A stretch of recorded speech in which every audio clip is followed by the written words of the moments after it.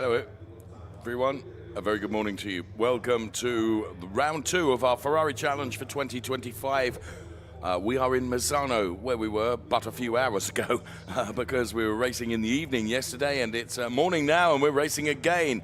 What value we bring to you from the Ferrari Challenge. Race 2 of our Coppa Shell drivers will be getting underway very, very shortly. 30-minute race plus 1 lap. And yes, we are in Misano on the Adriatic coast.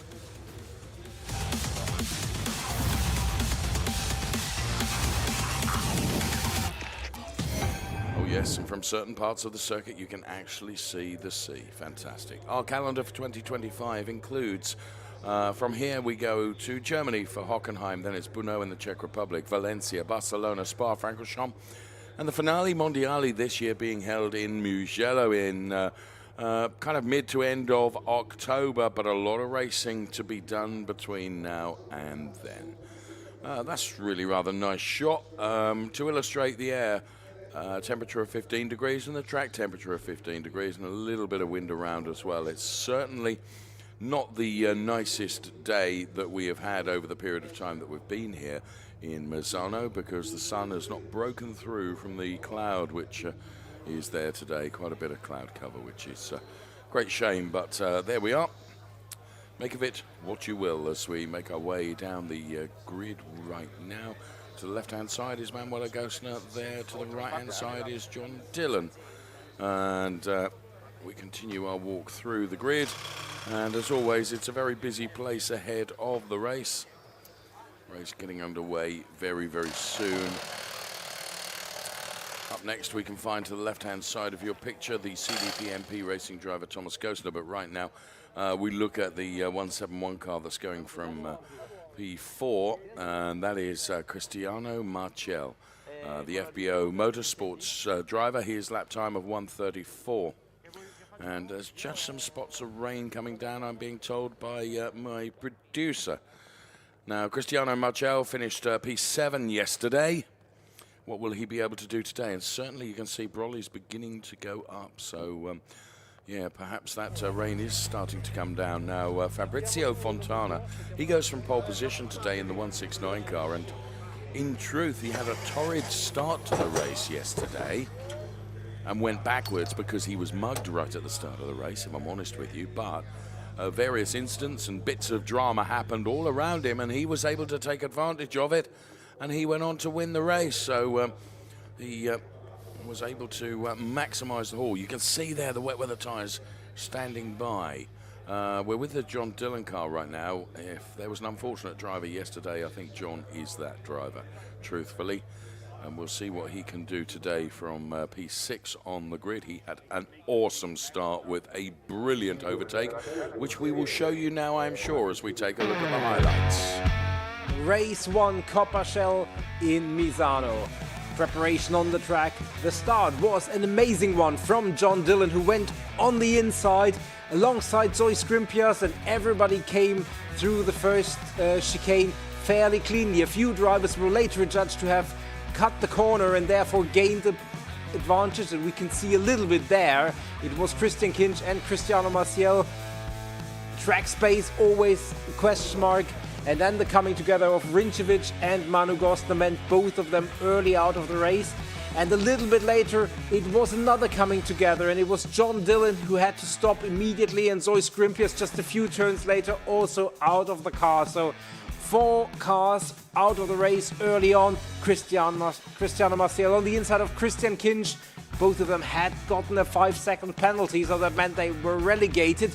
But on the track, they were running alongside.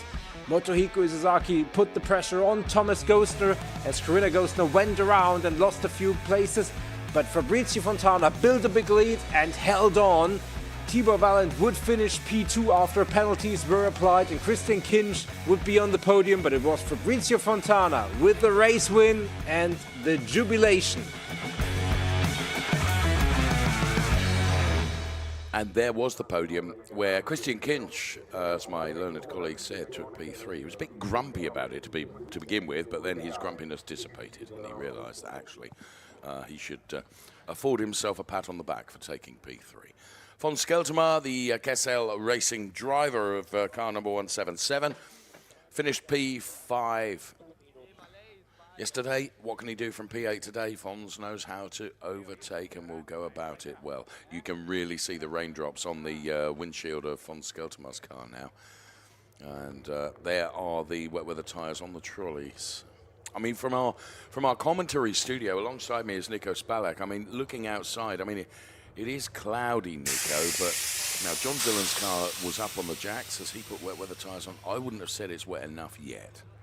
Yeah, good says morning. Says he. Good morning. Yeah, it is really a unclear situation. The clouds are overhead, and it can stop and start raining any moment. There will be very little intel to predict that. So it's a little bit of a gamble, and the teams have experience, but you can be right and you can be wrong so easily.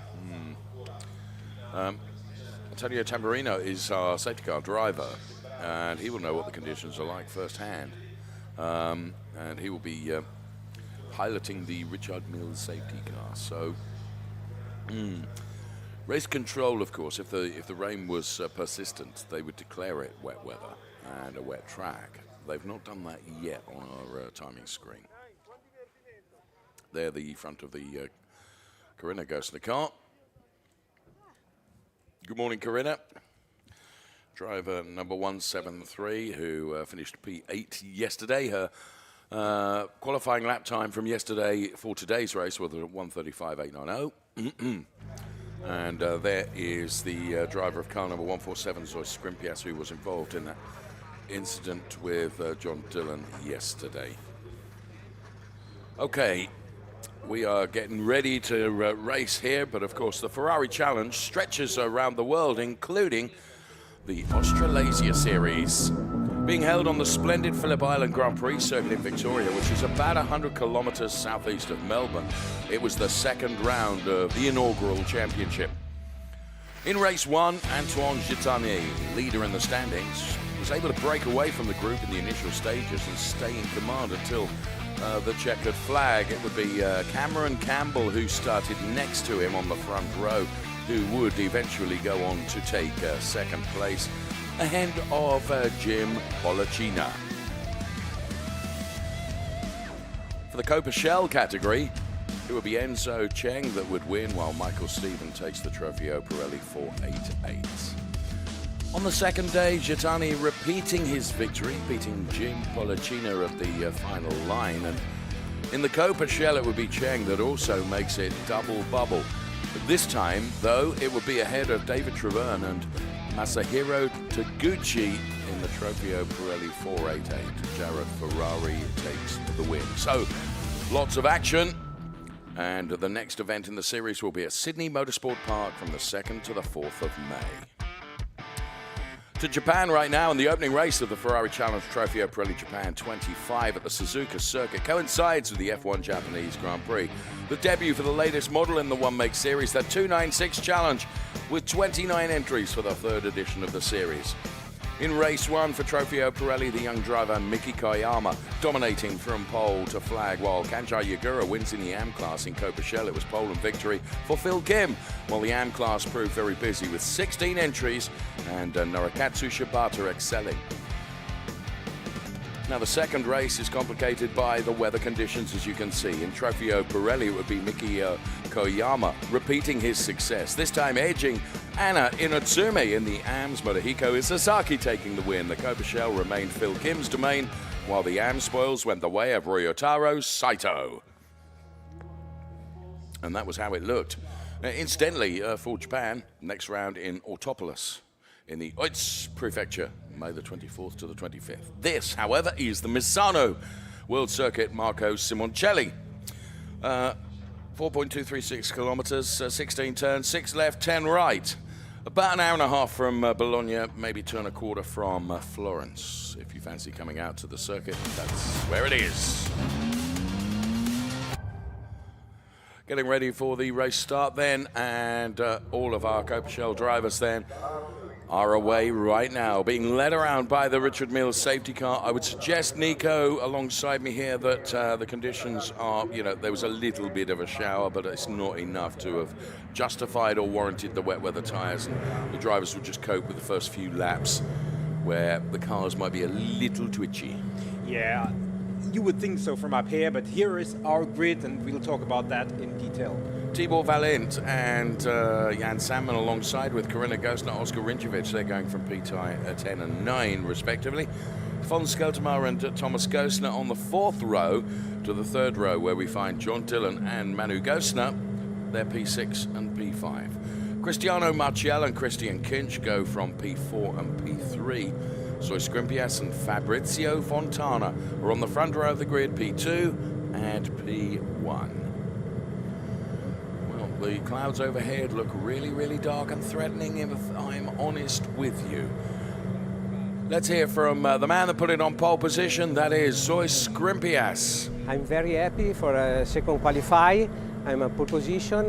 The first is the second place. With Stefano, work a lot with the video and the telemetry and the cousin. And I'm very happy for the race after. Forgive my complete and total ineptitude. Pole position went the way of Fabrizio Fontana and not Zoe Scrimpias. I apologize, everybody. There's no mistaking the difference between Fabrizio and Zois, and can't believe I made that error. It's because they're both on the front row of the grid, but it is Fabrizio Fontana going from pole position. Nico, I'll get my coat. Please don't. Yeah, it was the other way around yesterday. It's Fabrizio Fontana from pole position. One driver to watch is the man who's in P12 at the very back, Tibor Valent. He's there because he had to get a new set of tires.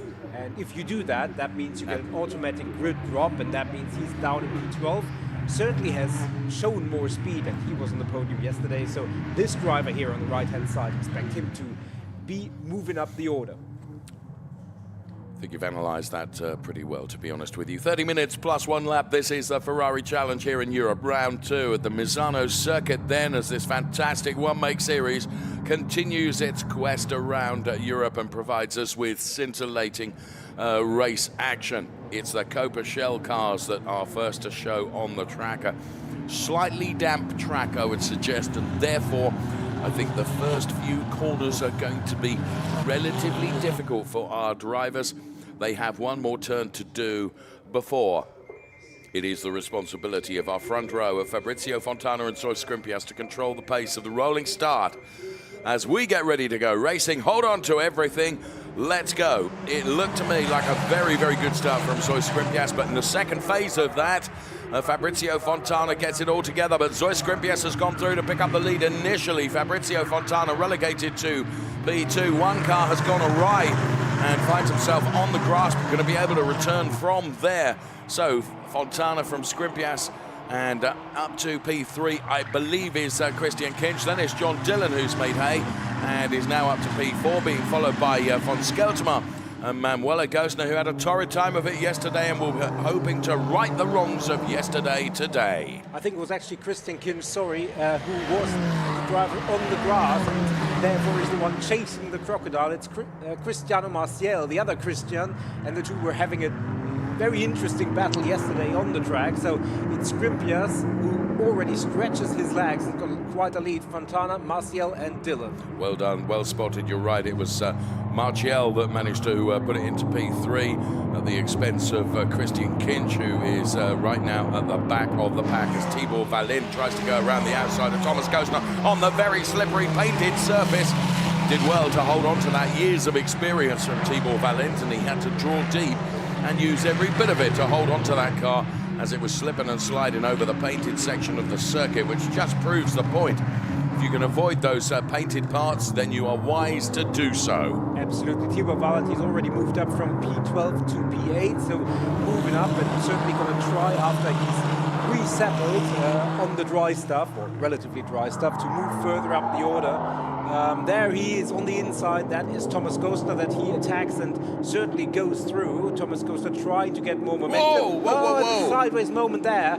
And again, that was the painted curbs that just meant that Thomas Gosner lost the back end of the car. It was a good control if he held it out of the wall. Well done to Thomas Gosner.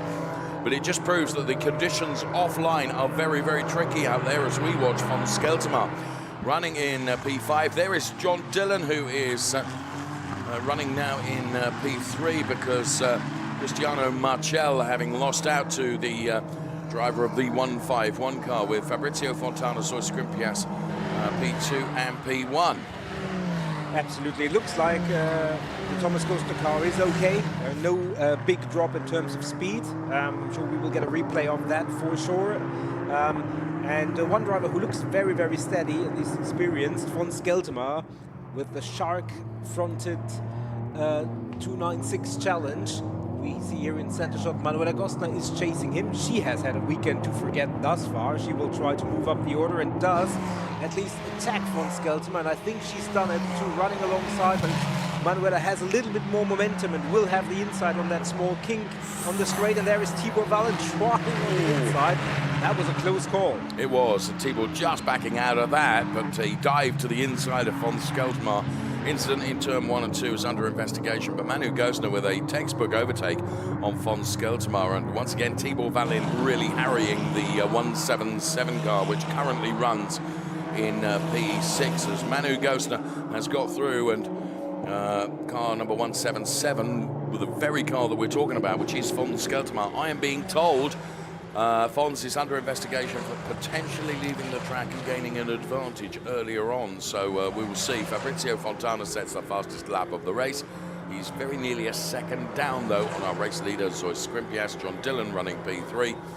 And then this battle that we can see is Tibor Wallin in P7 and von Skelterma in P6. They're about to be joined by Jan Sandman and Corinna Gosner as well, so it might become a party for that as Tibor Wallin does go through and makes it up to P6 and passes von Skelterma, who, as we can see on screen, is indeed under investigation, Nico. Indeed, and Zoe's had built quite a bit of lead, but Fabrizio Fontana is now edging closer to our leader, and the two have been the fastest in this field all weekend, and we will see how that transpires. There is von Skelterma, a little bit of pressure from Jan Sandman, and in front of him there is Manu Gosner and Tibor Wallin. Both of them, having dispatched of von Skelterma, are now moving up the order and stretching, trying to get on terms with Cristiano Marcial. Jan Sandman, of course, who's in the middle of this sandwich. Jan Sandman, who's trying to attack von Skelterma, but also defend from Corinna Gosner, who looks very lively indeed here. So Jan Sandman in this difficult position of having to try and do both disciplines, attack and defend, all the way around the outside. If Corinna Gosner can make that stick, didn't think she would be able to. The grip afforded is not there, but she is certainly pressuring Jan Sandman here. And Zoe Skrimpias, Fabrizio Fontana and John Dillon looking very lively as well as the fight for P1 in the race is on. Fabrizio Fontana, having set the fastest lap, looks like he's got perhaps a little bit of damage to the back end of the car. And John Dillon's right in there as well. It's a three-way fight for P1 now between Zoe Skrimpias, Fabrizio Fontana and John Dillon. Do bear in mind, Skrimpias and Fontana running P2 and P3, and of course John Dillon and Zoe Skrimpias, neither of them actually finished the race yesterday, so they would be thrilled to be on the podium, but of course desperately want to be on the top step of that podium. So Fabrizio Fontana on the inside of Zoe Skrimpias here. Is there racing room left? Not quite enough room. Let's ride on board with John Dillon then, who just for the moment, the two ahead have broken away a little bit, but if John is being very wise here, he'll let them do the battle for him and just be ready to pounce and pick up the pieces should any go awry between those two. Into the garage, and we can see as we split the shot exactly what the engineers and the mechanics, who are so much part of the racing activity, they live and breathe every single moment of their driver out there on track as well. It's part of the emotions of motor racing, and they are no bigger than when you are racing with a Ferrari. John Dillon has got a couple of track limits, which he needs to be aware of because vulnerable. And there we can see as they exit the final turn again, Fabrizio Fontana trying to get on terms with Zoe Skrimpias, but Zoe is always going to have the inside line here, and now the inside line becomes the outside line. A little touch between the two of them. You can see that quite clearly on our fantastic images. And that is just what I'm saying, Nico, about Dylan perhaps being in the gun seat here and able just to let them two fight. But he also has to be aware of the fact Cristiano Marcello is not so far behind either. Yeah, it's really, really interesting in terms of strategy. It really looks like Fabrizio Fontana is the quickest of them, but he can't overtake for the moment, so he's Grimpius, and that means he can fall into the clutches of John Dillon. So it's really, really interesting and difficult in terms of strategy. And for John Dillon, it's a little bit of the same with Cristiano Maciel chasing him. And it was Maciel who just put in the fastest lap of the race the previous time around. As there is another look at that small touch, and a little bit more than just a small touch. That was a slightly bigger touch than the small one, wasn't it? Incidentally, I'm being told that Jan Salmon has retired. He was in the mix a minute ago, and we were talking about it. So, a torrid weekend for Jan Salmon as well this weekend here in Misano. However, so Scrimpias, Fabrizio Fontana, John Dillon continue their fight for overall honours here. Now, car number 132, which is the car of Tibor Valint, is getting a time penalty for having left the track and gaining an advantage. My goodness me, Fabrizio Fontana goes around. John Dillon, completely unsighted, managed to hold on to his car. It looks like it's handling a little ill for John Dillon. I'm not sure, maybe that was just a moment there, but it looked like he had sustained something of that certainly unsettled the car at the end of the straight. And Fabrizio Fontana, that's a little bit more just a minor impact, and a little bit it was actually going into the turn, wasn't it? Yeah. Oh, yeah, I think you might be right. That was actually when we see it from that replay, and thanks for bringing us that replay. Well, let's see it and feel it now. Hang on, here it comes. Well, that was from riding on board with John Dillon. I just wonder, because it looked like the impact was right on the rear wheel, Nico. Yeah, well, we will see. For the moment, John Dillon looks like he's got the pace. He's not losing any time towards Zoe Scrimpias. Obviously, Cristiano Maciel was right behind him, so he still is. Fabrizio Fontana has slotted back into P6, and we will keep an eye on what his pace does. It certainly looked a little bit slower the last time around. It has changed the face of this race for Zoe Scrimpias now, obviously with a much bigger advantage, and John Dillon arguably in strife, but he wouldn't look it from the distance and the gaps. No. Here's a replay of our race start. And it was absolutely neck and neck between Fabrizio Fontana and Zoe Scrimpias eventually, but you could see that initially Fabrizio Fontana getting a really good start, then the second phase of that seemed to come really good for Zoe Scrimpias. Love that camera where you can really appreciate the speed of the 296 challenge cars as they head into the turn 1, 2, 3 sequence. From our high shot there, you can see the unfortunate Christian Kinch losing out and being on the grass, but being able to point it in the right direction once again. And incidentally, Christian Kinch has made good progress since then. There you can see him, very left-hand side of the screen, having to skirt across the grass. There was lots of action throughout, and that was a big save from Thomas Gosner. I offer my congratulations, because to hold on to that car as he did, well done indeed. Okay, so if we were perhaps concerned that the impact from Fabrizio Fontana on the back of the John Dillon car initially, it doesn't appear to be ill handling, or if it is, he's driving through it very nicely. And has just set fastest lap. So that would suggest, Nico, that everything is okay with the 151 car, engineered, of course, by Formula Racing. And Oscar Rinčević has come into the pit lane, I can see, and that's why you have a P alongside his name on the graphics on the left-hand side of the screen. We ride on board with John Dillon now. Fastest lap. Dare I say it, Nico, the driver that is right in front of him, they had a coming together yesterday. John would like nothing better than to be able to put it past Zoe Scrimpias and right the wrongs of yesterday in his mind. I'm sure. I mean, not that If you need motivation, that's what I'm trying to say. Yeah. Absolutely. I mean, not that as a racing driver, you need an extra motivation to overtake the driver in front of you. Even if it's your wife or husband or spouse or whoever, you always want to be first, I guess. But yeah, there was that incident which was very unfortunate. But certainly both drivers, and that certainly also includes Zois, would like nothing more than to take the victory or P1 on the track. And Cristiano Maciel, he had his own story in the race yesterday. He would like to be at the very front because he had a penalty that dropped him way down the order. Yes, he did. Now, Cristiano Maciel has really closed in on the back of John Dillon now, who the margin is about half a second between P1 and P2.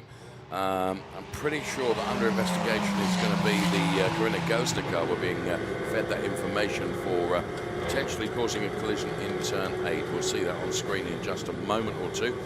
We ride on board once again with John Dillon with this fantastic rearward facing shot. You can see the Cristiano Maciel car getting ever closer. There are certain sections of the track where Maciel is able to really close in on the back of John Dillon. We've got just under 17 minutes plus 1 lap of the race remaining. So Skrimpias leading, and as John Dillon is having to defend from Cristiano Maciel, that means that Zois Skrimpias is able to eke out a few more tenths in terms of the margin between P1 and P2. Absolutely. The Corinna Gostner incident, I believe, was with Jan Sandman. We didn't see it on screen, but both of them dropped a few spots. Corinna certainly has recovered and is running in P4, but she is, at this very moment, handed a drive-through penalty for causing a collision in turn 8. I'm sure our guys in the OB are working furiously to find that scene and bring it to you and to us, but facts are facts. Corinna Gostner running in a very, very good position, actually in P9, is going to lose that position. There you can see Cristiano Maciel's car also suffering a little bit of damage there. The hood flapping a little bit. I agree. A shout out to Christian Kinch, who has clawed his way back up to P8. He's behind Thomas Gostner and Fabrizio Fontana, as once again we ride on board with John Dillon, defending from that Cristiano Maciel attack for P2. Dillon currently P2, Cristiano Maciel is P3, and there you can see a penalty of 5 seconds for car number 161. I believe that to be Thomas Gostner. So it's accumulation of warnings that he has had, picking up a time penalty now. We stay on board here. Zois Skrimpias now sets the fastest lap at 1:36.779. The Pirellis protest as John Dillon gives it everything he can, and Cristiano Maciel still there and still chasing very, very hard, but it's seesawing the position between these drivers. And there's our leader, P2. There's P3, the 171 car, being driven by Cristiano Maciel. Through the chicane they come. And about half distance in this Ferrari Challenge Coppa Shell race with these wonderful 296 Challenge cars. 3-litre twin turbo, 700 horses available to these drivers, and they use every single one of them to try and do what they can to that's exactly what John is doing in trying to keep on terms with Zois Skrimpias at the moment. So P1 and P2, we're riding on board with the P2 driver. So here is Corinna Gostner, I believe, taking her drive-through penalty. Hazard lights are on. Speed restriction, of course, through the pit lane. She takes her drive-through penalty for causing a commotion. No, sorry, that was a song. It was causing a collision. There is Zois Skrimpias. Manu Gostner now setting the fastest lap in P4, and you know, in just a couple of laps, if she continued that speed trajectory, she would be potentially on the back of Cristiano Maciel. You can just see the Manuela Gostner car. There it is in shot, being chased by Tibor Valent. Tibor Valent, of course, has got a double time penalty to come the end of the race, Nico. Indeed, and with Tibor Valent just over 10 seconds ahead of Fabrizio Fontana, that means he would, at this moment, just stay barely ahead of Fontana. Fontana, I think, because of the aerodynamic damage to his car, is not quite able to go the speed of the front runners, but he doesn't lose lots of time per lap, so he's keeping it steady. So that is for positions 4, 5 and 6. But we focus back on our leaders, and it is still a very, very close one. It is. One mistake from any one of them. And, of course, one of the following drivers would be able to take advantage. But at the moment, those mistakes are not coming. Of course, it's what Marcel is trying to provoke from John Dillon. It's what Dillon is trying to provoke from Zoe Skrimpias. But for the Mo, no one is for moving. And the more they keep fighting, Nico, that closer Manuela Gosner is able to get into this fight. You can actually see now the gap is visibly reducing between P3 and P4. So we'll see. I did suggest it be a couple of laps or so before Manu could be on the back of this battle that is going on. And there is no doubt about it that Zois is in a privileged position here because, I mean, it's almost like he's got Cristiano Marcel on the payroll, because it's really doing him a favour, isn't it? The more Cristiano Marcel can keep John's rear view screen full of that red and yellow car, the more that Zois is able to escape up the road. His margin now is just over a second between P1 and P2. Yeah, indeed. All the gaps are seesawing a little bit, and whenever Cristiano Marcel has some empty space in front of him on the track, he pulls away from Manuela Gosner a little. At the moment that he has to brake right behind John Dillon, is stuck to a degree. Manuela Gosner catches up again, so the gap is roughly 3.1, 3.2 seconds, and varies a little bit.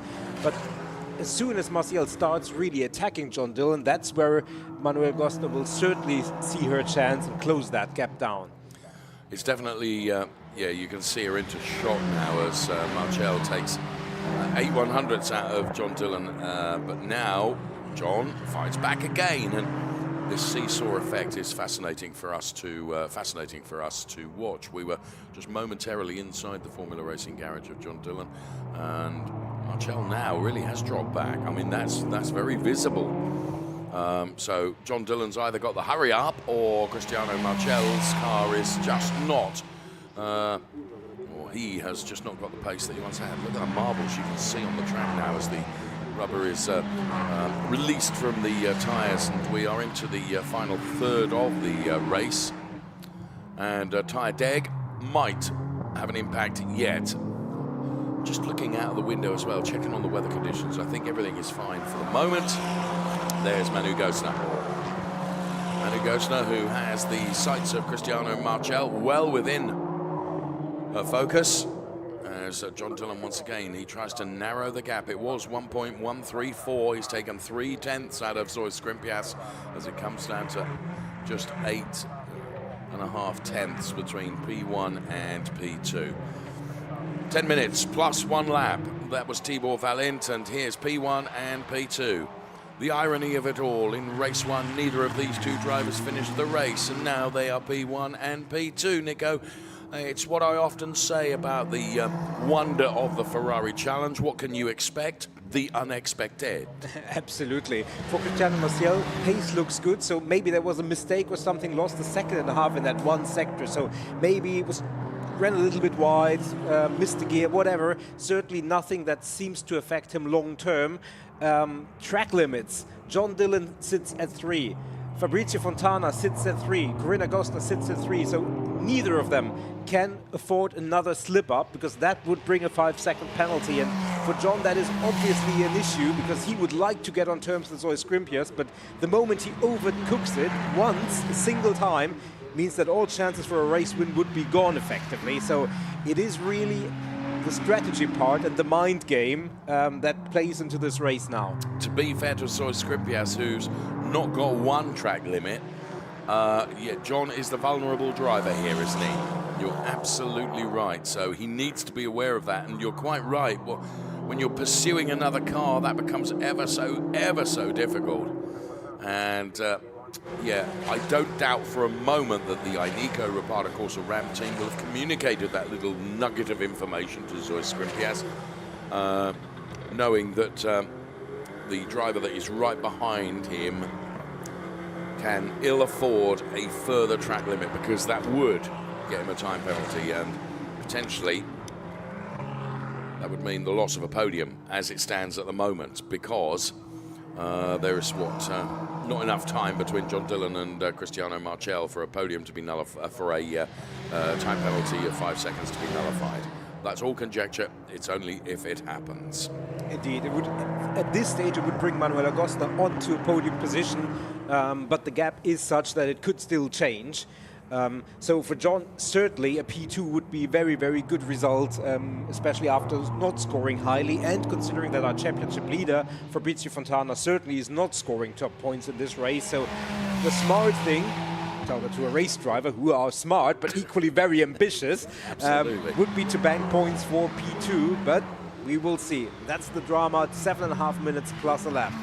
I rather think that that's in John's mind. He's thinking, do you know what, where I'm sitting in the Drivers' Championship points at the moment, having had a not particularly brilliant Monza and a less than brilliant day yesterday, rather than go all out for the win, because you can be quicker than the car in front of you, Nico. We've said this so many times. It's all very well being quicker. You've got to find a way by as well. It's difficult. We've got 7 minutes left. Bring it home. Bank the points. Yeah, and you know, we've said it before. It's not raining right now, but with the cloud cover, it can change at a heartbeat. And you really, really want to be there if something happens, and be able to take advantage of it. It's Philip Barron, as we split the screen, team boss of Barron Motorsport, giving us the thumbs up as he watches his driver, Tibor Valent, running in P5 at the moment for the Go Motorsport and Barron Motorsport team. So there we are. Nice to be able to split the shot and show you the team principle at the same time. Tibor, of course, has got a 10-second time penalty. I suspect Philip will have something to say about that. He would retain P5, however, because Fabrizio Fontana is currently 12.5 seconds behind Tibor, so no change in position there. Thomas Gostner is the other driver who has a time penalty, and also for him, that doesn't change anything because he's got 8 seconds on Christian Kinch, so no change in positions there. It's the drivers who are sitting at 3 warnings. Those would be vulnerable to dropping positions. 6 minutes and a lap. Is where we're at. As we watch Tibor Valent, who at the moment on track is P5, and actually if the gaps stayed as they are, would retain that P5 place, as John very, very carefully makes sure that he keeps the car within the white lines. Let's ride on board with him. Right, now we're running the telemetry on John Dillon, and he is about to cross the final turn, and right. Inside the car, you can see the big screen in the middle of the cockpit and on the dashboard. That's because the cars do not have rear view mirrors. They have a screen which gives them much better pictures through the turns. John Dillon goes. 4th gear, 150 kilometers per hour. Make that 170 kilometers as he changes to 5th gear. Braking and accelerating. Back on the gas again. No brake there. Just lifting a little to take that curb, and then back on the gas once again. We're riding with our driver that is P2, an entire lap with John Dillon here. 5th gear, 6th gear now. Look at the power as he brakes now and scrubs that speed for the next left-hander. The sound of the power plant in those wonderful 296 Challenge cars. Really, really enjoyed that little moment to watch the driver and his inputs inside the car. I'm not watching the tarmac, I'm watching the track limits almost. So Formula Racing, John Dillon, FBO Motorsports, Cristiano Marchel, P1 and P2 and P3. So Scrimpias leading the race and leading it by 2.411 seconds right now. Manu Gostner getting a little bit closer to Marchel. Oh boy, would she be happy with a podium out of this race weekend, having had a torrid time of it. Absolutely. Unfortunately, she's also edging closer to that 4th warning, because she just picked up number 3, so she also has to be careful in terms of track limits. We're at 3 minutes, 45 seconds, so it would be extra excruciating to pick that up in the dying stages of the race. But great use of language, excruciating. But it's really, you know, the drivers all want to push. They want to push until the very end, and just staying where you are is it's not the great motivator, but the drivers will all know they're in for the long haul. It's 8 events this year, 16 races. counting towards the championship, so you don't want to lose it today. You want to bank points, as many as you can. And Zoe Scrimpius does the banking the most and the best for the time being. Absolutely right.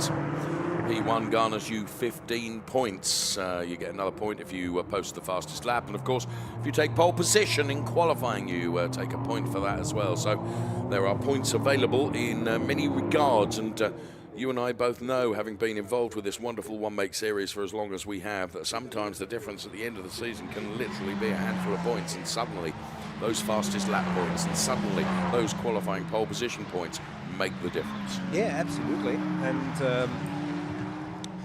Zoe Scrimpius does have that fastest lap as well, so from the start he has maximized his points all, and as you said, he doesn't have a single track limit warning to his name, so really good and clean race. Did it at the very beginning, had to fend off Fabrizio Fontana 1 or 2 times, and after that, after the incident with Fontana and Dylan, where Fontana went sideways, he's had it not all his own way. He had to defend, but has really kept it clean along the way. I wholeheartedly agree. Zoe Scrimpius leading by 2.189 seconds over John Dillon, who has at the moment about a second's margin over Cristiano Marchel. That's the gap between P2 and P3. There's our race leader. Here is our P2 driver, then it's P3. Manu Gosner doing everything bar chucking the kitchen sink out of the window. He's doing everything she can to get on terms with Cristiano Marchel, but it's all coming really rather too late. Now, I think Marchel is going to go for it now with a last effort in the final minute and a half plus 1 lap to try and unsettle John Dillon. What he can also do, of course, is try and provoke a small error from Dillon and let John run wide a little bit and exceed the track limits, where that would pick up a penalty. John Dillon having made up 4 places from the start of the race, but Thibaut Valente, he's the biggest climber, having gone up 7 places. Of course, he has got a 10-second time penalty, but let's talk about the positives. 7 places up. Yeah, absolutely, and I think you're right. Cristiano Marchel has made up significant ground on this lap, and you can see he's now almost in striking distance, and it's exactly what he would like. It's the remainder of this lap, which is only a few meters, plus 2 more, until we see the checkered flag. And with only 1 track limit warning, Cristiano Marchel is the one in this group who can be a little bit more risk inviting. You could, and this begs almost a conversation for another day, but actually when you know that you're so clean and tidy and you can actually bank those warnings, does it encourage you almost to do that? To get ever closer, and I just wonder whether... Whoa! That's Cristiano Marchel. We can see from being on board with John Dillon, he did lose sight of having the car pointing in the right direction, lost the back end of the car, goes around. That's played nicely into the hands of Manuel Agostner. That means the pressure is off John Dillon right now. Fair play to Cristiano Marchel for pushing as hard as he could, but he pushed just a little bit too hard, Nico. Yeah, it looks like. And now he's on the track. He's now behind Thibaut Valente. We will figure out what the gaps are. Valente obviously has a 10-second penalty, so he might just salvage P4, but there it is again. Just a little bit too aggressive. Yep, it's just the back end, just letting go a little bit. Of course, tyres have done the entire race duration very near, haven't they? It's still... There are parts of the track that are probably damper than others. I mean, you know, fair play to him. He was pushing hard, and unfortunately, as we see from multiple replays, and it was not the quickest recovery, because you can see, and there is John Dillon's garage, and they can see that all of a sudden the pressure has gone away. And John, as he starts the last lap now with Zoe Scrimpius around about 3 seconds ahead, P2 is within his grasp. Absolutely. Cristiano Marchel is almost exactly 5 seconds behind Thibaut Valente, so with a 10-second penalty included, that means he is virtually ahead, which is P4, but it means Manu Gosner is in P3, and that would be a very good result for her first podium of the season. And it would be a good result for the Reparto Corsa Ram team, because they are now fielding the cars in P1 and P3. Double bubble for them on the podium, potentially. can only say potentially because we're not there yet. Final lap then, Ferrari Challenge Coppa Shell live from Misano. And we're watching the Ineco reporter, course Ram team driver Zoe Scrimpias, who's leading this race. And he'll be very pleased about that, having not finished the race yesterday. Ironically, John Dillon, who's right behind him, didn't finish the race either yesterday. So P1 and P2 be a good points haul for them both. Manu Gosner, who's had a torrid time of it, trying to right the wrongs of yesterday and bank that P3. That's the positions that they are in at the moment. A few turns to be done before the checkered flag will be unfurled ahead of the man that won the Coppa Shell AM Championship in Ferrari Challenge last year in his debut in motor racing, let alone in the Ferrari Challenge. So Scrimpias heads towards the line and he takes the win. John Dillon takes P2 and Manu Gosner should be able to celebrate by taking P3. Many congratulations to those drivers. Now, Tibor Valin on track will take the checkered flag for P4. However, he has got a double time penalty to be inserted into his race time, which means Cristiano Marchel is able to salvage P4.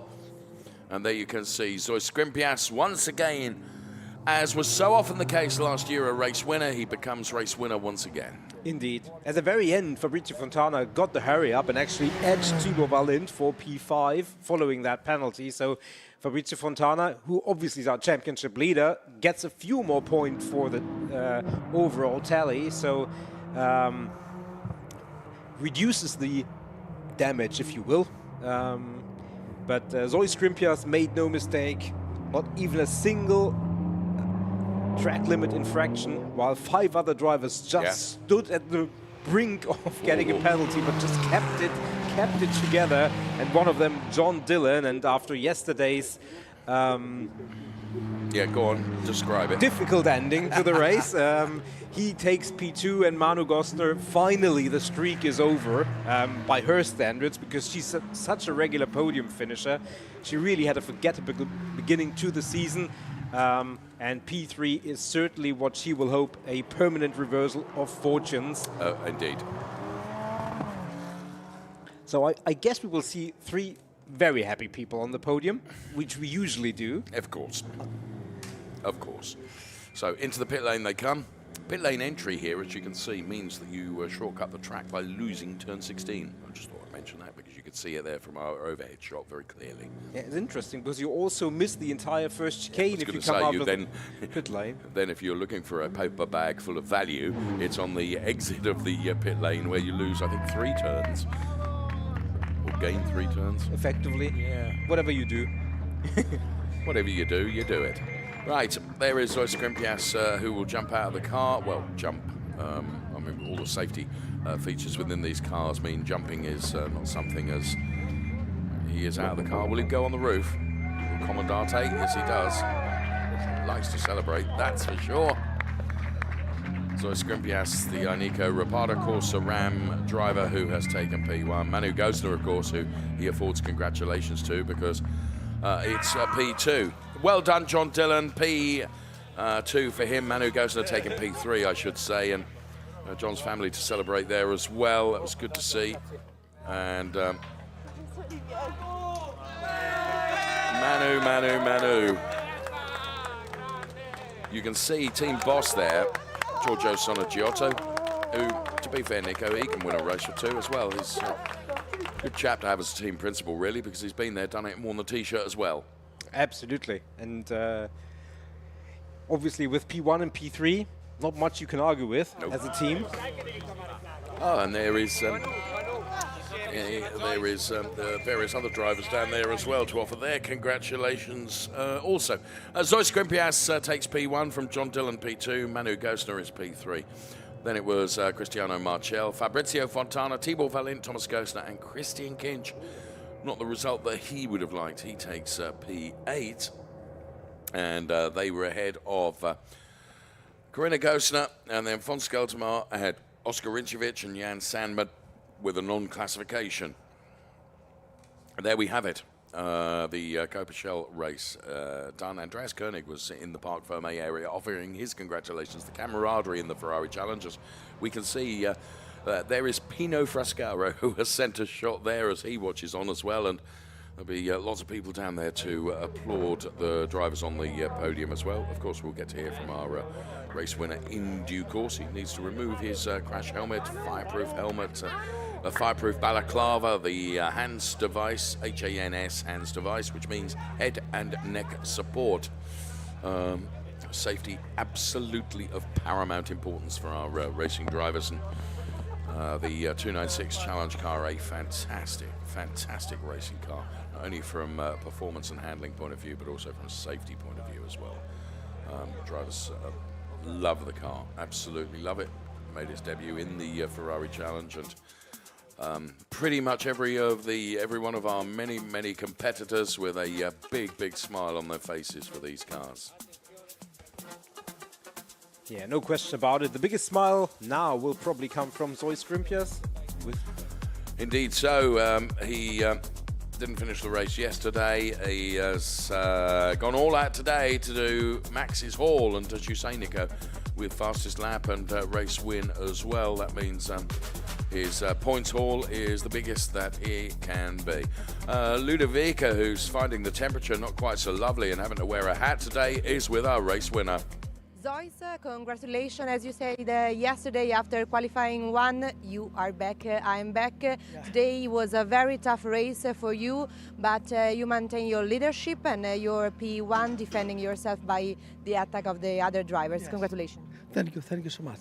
Yes, it's nice to be back. It was a tough race. With Fontana at the beginning, but it was super fair, so I really enjoyed.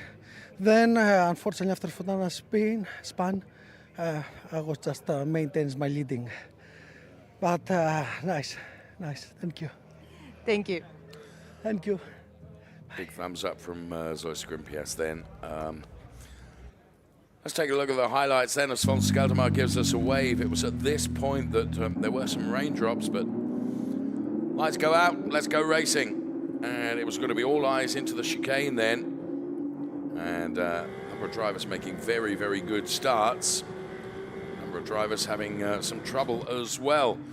And here you could see Zoe Scrimpias and Fabrizio Fontana, and unfortunately Christian Kinch would find his way onto the grass. And that was a big sideways moment for Cristiano Marchel, of which John Dillon was able to take advantage of that by keeping it clean and tidy through there. How did Thomas Gostner save that car from the wall? Absolutely remarkable driving from Thomas Gostner. Well done, sir. And Manu Gostner was also on something of a mission as well, with von Skeltermar and Tibor Valent right behind. She was able to get past the 177 car, and we rode on board with John Dillon as Fabrizio Fontana and Zoe Scrimpias came to blows a little bit, and then Fabrizio Fontana had to control a sliding car. He did make contact with John Dillon, but John was able to nurse the car and keep it going pretty well. He came under pressure from Cristiano Marchel for that P2 position, but was able to hold on to it, particularly when Cristiano Marchel lost the back end of his car. But that pleased the guys that were in the Formula Racing garage, because all of a sudden the pressure on the P2 driver was gone. There was no pressure on Zoe Scrimpias as he took the checkered flag, and he would be race winner. Great for the team as they took P1 and P3. So we're going to be heading up to the podium with the fantastic Michele Mambelli, who will be bringing the drivers out to celebrate their success in race 2 of the Ferrari Challenge Coppa Shell.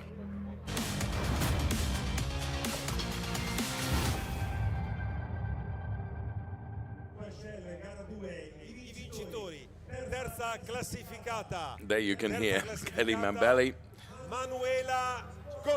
There's Matt Griffin, who looks after John Dillon. Matt Griffin, a very talented Ferrari driver as well. There's Manu Gostner at last, back on the podium. Here comes John Dillon taking P2.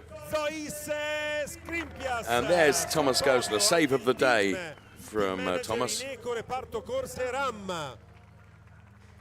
you know what? That camaraderie is nice to see. Those two had a coming together yesterday, and they shake hands and celebrate each other's success. Well done.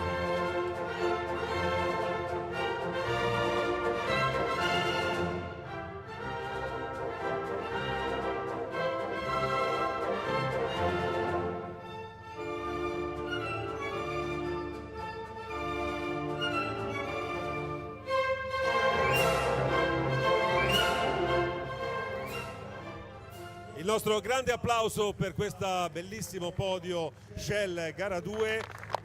Well done to our drivers on the podium, deservedly so. Global head of endurance and Corsa Clienti, Mr. Antonello Coletta, making the trophy presentations. First of all to Manu Gosner, then to John Dillon. And on the top step of the podium, taking another race win. He's had a few in a relatively short racing career, Zoe Scrimpias. Oh, steady on, son. Ineco Rapata Corsa Ram, of course, in receipt of the team's trophy as well. Antonello also joining for the photographs. John, take your trophy and lift your trophy. Okay. Well done to all of our drivers and the teams that support them.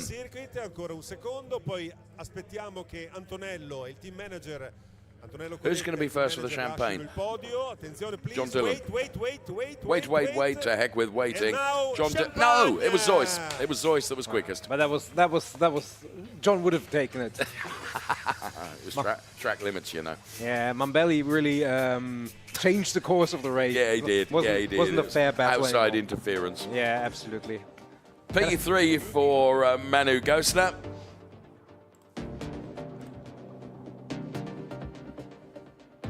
P2 for the driver of the 151 car, John Dillon.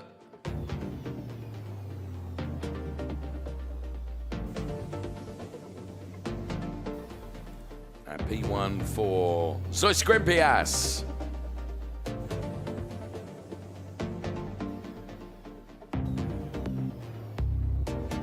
So there we have it then, our top three in super slow-mo. And let's take a look at the Drivers' Championship points. All of a sudden it changes, look. Fabrizio Fontana P1, Zoe Scrimpias P2, then it's Christian Kinch, John Dillon up 4 places now to P4, Cristiano Marchel, then Fons Geldermal, Thomas Gosner and Tibor Valint. How things can change in the space of just one race, it's remarkable and what's fascinating about the Ferrari Challenge. Ray Acosta, who's racing in Daytona this weekend with Ferrari Challenge North America, he's P9. Then it's Manu Gosner, Eric Chung, James Weiland, Oscar Rinčević, Motohiko Isasaki and Mikael Martin then occupying the next places with Jan Salmon, Corinna Gosner, Ruslan Sadriv and Oscar Rinčević on the Drivers' Championship table for Coppa Shell. There we have it, Coppa Shell race done and dusted. We still have a Coppa Shell AM race to come and a Trofeo Pirelli race to come from Nico and from myself. Thank you so much for watching. We'll see you back here for more race action here in Misano in just a short while. Bye-bye for now.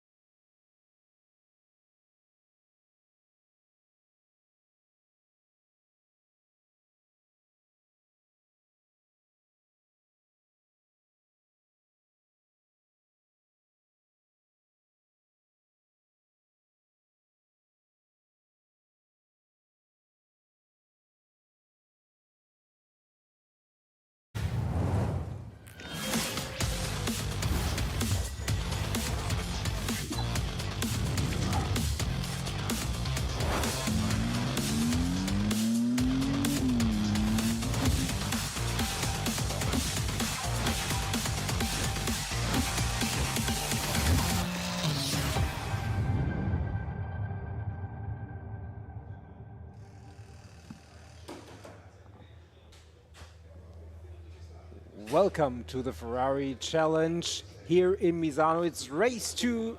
It's Sunday and it's the Trofeo Pirelli and Trofeo Pirelli AM. Nico, what a lovely introduction to the race. Thank you. Yes, round 2 here in Misano. The World Circuit Marco Simoncelli to give it its proper title, which is right on the Adriatic coast. So let's formally welcome you to Misano.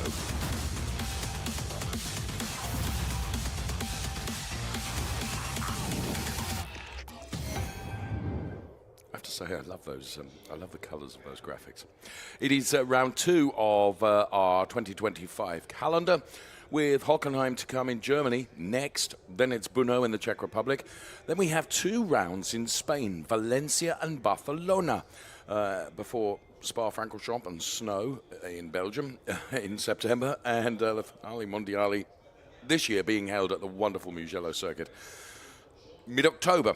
Very much looking forward to that. The weather conditions here in Misano, Nico, are just not what we've enjoyed for the last few days. 15 degrees the track temperature, just 14 degrees the air temperature, and lots of cloud around. Yeah, definitely. It has turned... We're blessed with sunshine, haven't we? Yeah, Up until now. It has turned overnight. Obviously, here in this part of Italy at the Adriatic coast, you're kind of expecting summer weather, holiday weather. It's a little bit different today, but for the moment, it is dry, so we will see if that stays the case. Indications are vaguely that it might. Yeah. But there is always a chance with the unbroken cloud cover that a few drops or a few more drops might come down and change the face of the race in an instant. Yasin Ferrati, the ML Ferrari racing driver, is going from P3 on the grid. He finished on the podium P2 yesterday and gives us a thumbs up ahead of the start of the race. Bear in mind, we have 2 categories of racing. We have our Pirelli drivers, and here indeed is the driver of the number 30 car, Felix Herziger, who races with number 30, Nico, because it's family tradition. Dad raced with number 30, and Felix has actually had 30 put on his body as well to reinforce that fact. And didn't he have a brilliant time of it yesterday, taking the race win? Well done, Felix. He's going from P2 on the grid right now for race 2. He is a Pirelli driver, red strip across the top of the windscreen. Pirelli AM drivers have the white strip across the top of the windscreen. Pole position for those is race winner from yesterday, Marco Zanassi, which we will see as if we continue our walkthrough on the grid. Rosso Corsa Racing, and there is the number 45 car of Luigi Coluccio, who is engineered by that very team. And Luigi Coluccio then driving that number 45 car. Didn't have a brilliant race yesterday, and he'll be hoping that things will be a bit better for him today. You can see Niklas Nielsen alongside Andrea Mladičić down there, the back of them on the left-hand side of the screen there. Right now, let's take a look at the highlights of Ferrari Challenge, Trofeo Pirelli and Trofeo Pirelli AM under the lights. As we go nighttime racing and heading into turn number 1, with 22 cars all champing at the bit to get going here. Unfortunately, Luigi Coluccio would receive just a little bit of a tap, and a number of other drivers in avoidance trying to make haste their escape, being caught out, unfortunately, and that would mean that the safety car would have to be brought out, and that was where Luigi Coluccio got caught out, and unfortunately that meant that a number of drivers missing out on that race. But when we got going once again, it would prove to be something of a humdinger under the lights as the Trofeo Pirelli drivers and Pirelli AM drivers were going about their business and pushing as hard as they dared. 1 or 2 would find themselves pointing in the wrong direction, but drivers like Hendrik Viol would take every opportunity they could to move up a further place. At the front, Felix Herziger was doing a brilliant job. Scuderia Prague were really pleased with their driver, Hendrik Viol, who was doing everything he could to push into P3, first of all, and then into P2 in the Trofeo Pirelli AM race. For the Pirelli drivers, it was Felix Herziger and Yasin Ferrati and Quinn Wiedlisbach, the 1, 2, 3, but all the action was going on in the AMs, with Hendrik Viol not satisfied with P3. He was going for P2, and by Jiminy, he did that as well and made it up into P2. And there was still lots going on, but in the end, it would be Felix Herziger that would win for Trofeo Pirelli, and for Trofeo Pirelli AM it would be Marco Zanassi. Absolutely fantastic racing for Marco Zanassi as he was congratulated all round. Great racing from Ferrari Challenge Trofeo Pirelli and from Trofeo Pirelli AM. It was great racing last night under the lights. I have to say something very romantic about that. Luigi Coluccio goes from pole position today for our Pirelli drivers. There's the power plant that you can see that propels these wonderful 296 Challenge cars. It's Marco Zanassi once again going from pole position for the AM drivers. So red strip across the top of the windscreen for our Pirelli drivers and a white strip, as you can see there, for our AM drivers. Marco Zanassi then, who's got a lot of guests and friends and family here. And they were treated to a fine race win from him yesterday.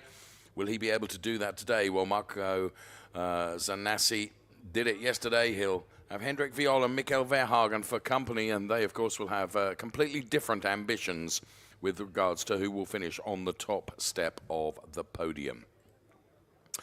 So I was mentioning just a few moments ago the officials that you saw right at the front of the grid were Nicolas Nielsen, of course, Ferrari factory driver, who joined us on air for this race yesterday, and also Ferrari Corsa clienting manager, Mr. Andrea Maladisic. And in the Richard Mille safety car, to my knowledge, it's Antonio Tamburino who is driving today. I have to say, the safety car looks absolutely lovely. The Richard Mille safety car ready to lead those cars away.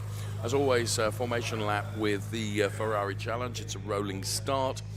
Therefore, they have a lap to kind of acclimatize themselves to the track and to the conditions. The safety car will peel off into the pit lane, and then it will be the responsibility of Luigi Coluccio and Felix Herziger to control the pace of the rolling start as they head towards the line.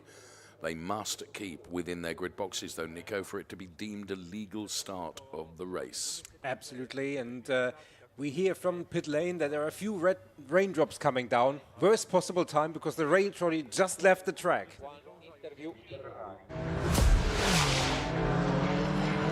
Sono molto entusiasta di partecipare a questo campionato. È un campionato molto difficile con la quale ti metti a confronto con tanti piloti provenienti da tutta l'Europa. Per me è stato raggiungere un obiettivo partecipare a questo campionato quest'anno.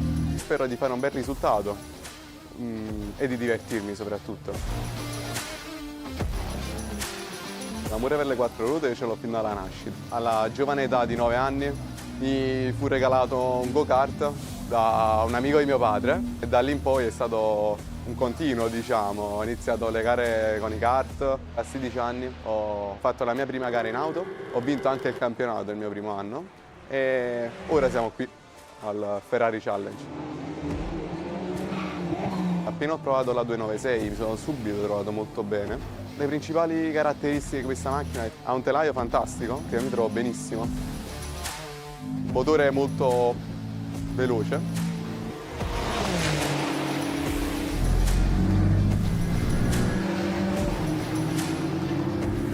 ed è una macchina che per la 296 Challenge è una macchina secondo me degna del suo nome e del suo marchio.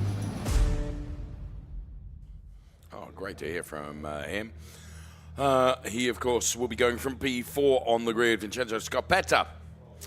And there you can see wipers going on one or two of the cars. Let's take a look at the Misano World Circuit. Marco Simoncelli then, 4.236 kilometers. 16 turns, 6 of them left, and 10 of them are right-handers. About an hour and a half from Bologna, maybe 2.25 hours from Florence, depending. But of course, we're very, very close to the sea on the Adriatic coast here, in just a few minutes from Rimini, and not far away from Ancona either. Flew into Ancona once. Didn't this time, but just saying. There you can see hoods up on some of our spectators. And as you can see, wipers going on one or two of the cars now. To the best of our knowledge, all the drivers are starting on the slick tyres as we're about to go racing, but Brollies are up as well. So I just wonder whether we are getting another one of these little showers, Nico, which could have an impact. Yeah, it could. Race control certainly will have an eye on this. We have seen multiple safety car laps in such a situation where the Yes. safety car has stayed out longer just to ascertain the situation. We'll keep an eye on it. Here is the grid. Armin Arafpour goes from P21. P20 for Gianmarco Marzioletti and Otto Blankis alongside P19. Then we see NM and Andrew Morrow, P18 and 17. Morrow out of position, I would say. Hanno Luskowski and James Owen go from P16 and 15. These are all AM drivers, including Nobuhiro Imada, just last weekend was racing in Suzuka, and Francesco Galli alongside him. Herbert Guys didn't finish the race yesterday. He'll want to do better today. He has Omri Assid alongside him. Then it's Mikael Verhagen, Hendrik Viol, P10 and P9.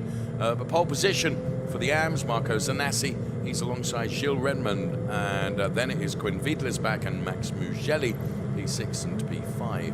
Vincenzo Scarpetta, who we heard from just a few moments ago, and Yasin Ferrati complete the second row of the grid. But on the front row, it's Felix Herziger, yesterday's race winner, and Luigi Coluccio from pole position. And we'll see what Luigi can do from there today in fairly changeable weather conditions, I would suggest. And he is on pole position. Let's hear from him now. Another brilliant qualifying. I'm very happy with that. This time the lap was better than the previous one. I'm still on pole, so as I said before, we are doing a great job, and let's try to bring it to the race in both races, because now we start on pole for both races. Yes, great qualifying from Luigi Coluccio, but he's got to convert it into winning the race, and all the threatening dark clouds that you could see on that particular shot would suggest that the rain might be a little bit more persistent on this occasion, although from our commentary studio above the pit lane there where you can see the really moody sky, well, we will see. As Nico has suggested, race control will have very much an eye on that as well, and if they feel like the safety car should stay out, they will keep the safety car out. Wouldn't have suggested that's going to happen on this occasion, Nico. No, I agree. I mean, we've seen cases where drivers dove into the pit lane right away, even before the start, and went for a change of tyre strategy. I don't think that it's well enough for that, but we will certainly keep an eye on that as well. Along with everything else, it's going to be 30 minutes plus a lap, and it's going to be a fierce one. Fierce, fraught. I suspect you're right. It is the Ferrari Challenge. So as they in the stadium section, right now, the Richard Mills safety car will indicate left and will peel off into the pit lane, and it will be the responsibility of Luigi Coluccio and Felix Herziger to control the pace of the rolling lap. Sure enough, the Richard Mills safety car is in the pit lane. Let's get ready to go racing then. Luigi Coluccio, Felix Herziger, he must be feeling buoyed with confidence following his race win yesterday. As the lights go out, every driver is supposed to go through their grid boxes. I hope they all did before the lights went out. But Luigi Coluccio and Felix Herziger side by side. I think that's trying to make it three abreast there was Vincenzo Scarpetta, but that was never going to be. One car I can see has gone around. You can see the pale blue colours of Herbert Guys. He's managed to get through the first sequence of turns with no strife, which is good to see. But it remains Luigi Coluccio, then Felix Herziger. Although Luigi Coluccio actually has dropped back down the order, and it is Felix Herziger that's leading as we pick up on that shot. It's Herziger from Quinn Wiedlisbach, who's had a brilliant start. Then it's Vincenzo Scarpetta. We saw him having a go around the outside. So Luigi Coluccio really being mugged right at the start. Also having been mugged at the start is our AM pole sitter, Marco Zanassi, because Mikael Verhagen is up to the lead in the AMs and up to P4 in the race overall. So when we get the race start replay, we'll be able to try and pick the bones out of what happened and what went wrong for whom and where. As Hendrik Viol puts himself right alongside Herbert Guys almost and dives to the inside. A late move to the inside on Herbert Guys. And Herbert Guys, of course, occupying at the moment P3 in the AM drivers. We ride on board with Hendrik Viol momentarily, who's dropped back behind, I think that's the Max Mugelli car, who of course is a Trofeo Pirelli driver, and Andrew Morrow's another one that's fighting his way up the order. Whoa! The conditions are difficult out there. Quinn Wiedlisbach just having a look at Felix Herziger, and very nearly lost the back end of the car. It was a good save from him as Felix Herziger, P1, Quinn Vietlisbach, P2. Then it is Vincenzo Scarpetta. Then Luigi Coluccio and Yasin Ferrati. They are P4 and P5 in Pirelli. Yeah, and Gilles Renman, I think, was the car that went around. He dropped way down the order, and his P last has caught up with the other drivers, the M drivers in front of him, and will try to move up the order. But certainly, as we get the indication that the incident in turn 1 and 2 on lap 1 is under investigation, I guess not a huge surprise there. Everybody else still running, so at least we didn't lose any cars in the early skirmishes of this race. No, that's a very good point. So Felix Herziger, P1, beginning just to stretch his 296 legs. Instant turn 1 and 2 under investigation. That was right at the start of the race. There is Luigi Coluccio, who is now being really pursued by Yasin Ferrati, driving for the Emil Frey Racing Organisation. Yasin Ferrati, there is the pale blue colours of Herbert Guys, who's in a podium position at the moment because he's running P3 now. Herbert got involved through no fault of his own necessarily in skirmishes yesterday, didn't finish the race. He would love to be back on the podium once again. Yeah, for sure. Has a different livery, but at the same time is also very much shown that he is one to reckon with, shown great speed. Didn't have the result yesterday, but he is running in a very, very good position and actually a podium position. So chasing Marcus Rinaldi, who has been by far and away the quickest of the M drivers this weekend. But it's Michael Verhagen who currently leads. Let's get a replay of the start as Felix Herziger is P1. And who did what and where? At one point they were almost 5 abreast going into turn number 1. See if we can see it from this angle. Vincenzo Scarpetta was very lively at the start, Nico. There they go into the first turn. It was Gilles Renman who lost out the most because he dropped all the way down to the end of the grid in the pack. There you can see in the middle of the picture where he went around. Let's be on board with him right now. So you can see the raindrops on the windscreen there. And Max Muschelli to our left-hand side, you can see. And I don't know whether he got a tug from the back or whether it's just on the painted lines, Nico, where there would be no grip afforded to any of the drivers. There was nothing forceful anyway that we could see, and there is, I think, Andrew Morrow, is that? Yeah, that was bold on the inside, wasn't it? But he made it stick, Nico, to be fair to him. So a number of replays there that we could see and try and, as I say, pick the bones out of the start of that race. So Quinn Vietlisbach, who was up here just a few moments ago speaking to us, he was due to join us on the air, and such a polite and delightful young man. He said, "I'm really sorry, Dave, but due to preps for this race, I don't think I'm going to be able to be with you, and therefore I think he potentially made the right decision. He's running in P2 in this race." So well done, Quinn Vietlisbach. He, of course, raced in the 488 Challenge last year and is in the 296s this year for sure in Trofeo Pirelli. A very talented young man, that's for sure.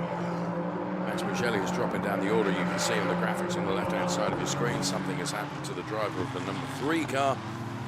As there is Luigi Coluccio continuing to show a clean pair of heels for the moment to Yasin Ferrati. It's P4 and P5, and Yasin Ferrati with a fastest lap, Nico. So Yasin is lining up Luigi Coluccio here. This will be for P4 in the race. He takes a look at the inside, discretion the better part of valor, and thinks, no, I'm not going to do it there. He will psych out another place, and this is Max Muschelli then, and Max Muschelli, that was, wow, how did he avoid that car just ahead of him, which of course was the car of Herbert Guys, as a super slide, Nico. That's a slide that a stunt driver would be proud of all the way through the final turn 16. Yeah, and we Not didn't the see it. way, but No, not what Max wanted.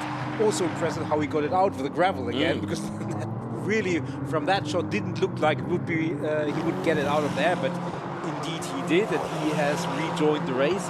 Now, obviously, that means that Henrik Viol has a clean line of sight to Herbert Guys, which is good news for Henrik.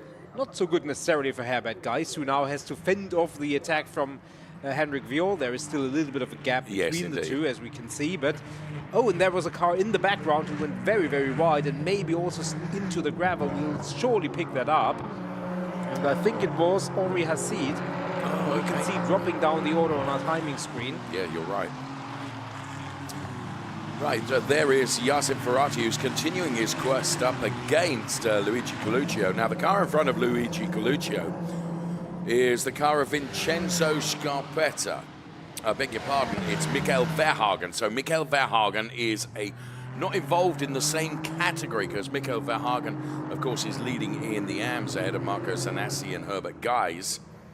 So for Luigi Coluccio and Yasin Ferrari, they need to try and get by. And you were right, Nico, well picked up. It was Henri Hassid who had a bit of a moment again, having to deploy opposite lock and control the sliding car. And it's at this point you have to keep your foot in, because if you take your foot off the accelerator pedal, the design of the gravel traps is such that it's supposed to almost suck the car in and stop it from moving. So you've really got to try hard to dig it out of the gravel, and in the space of but 2 laps, we've seen both Max Mugelli and Henri Hassid manage to get the cars out of the gravel.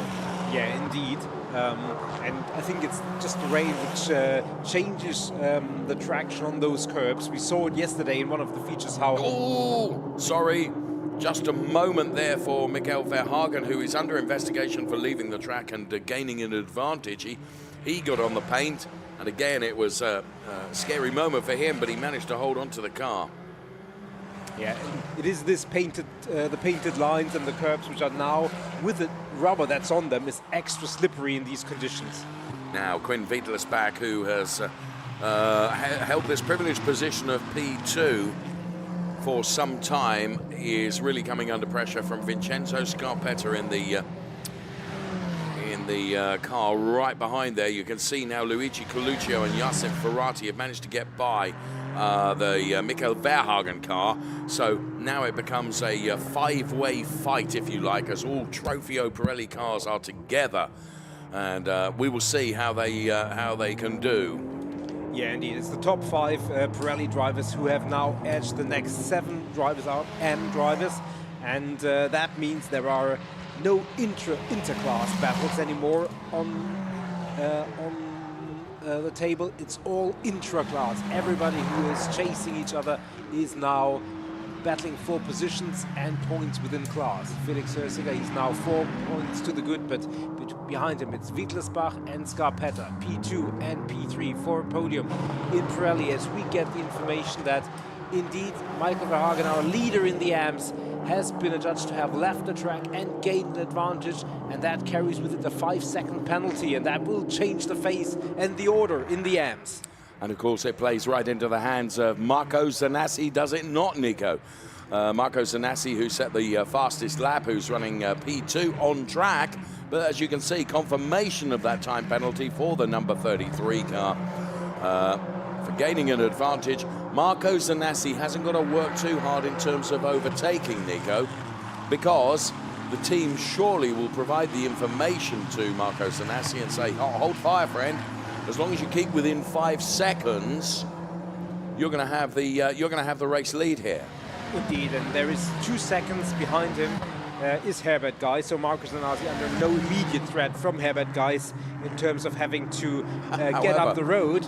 However, it just proves I know nothing of what I'm saying, because Marco Zanassi is still trying to overtake Michael Verhagen like there is no tomorrow. Well, I think Marco Zanassi will also have a look at this and think, well, you know, Verhagen also doesn't have too much of a reason to defend, so if I get alongside, maybe he'll not necessarily wave me by, but be not too steadfast in defending. So let me give it a try and then see where it takes us. Hopefully not into the gravel bed.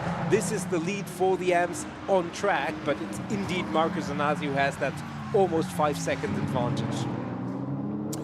So Felix Hörsiger from Quinn Wiedlersbach and Vincenzo Scarpetta, P1, 2, 3. Luigi Coluccio, P4, Yasin Ferrari, P5. But we're watching this AMS fight that's going on right now.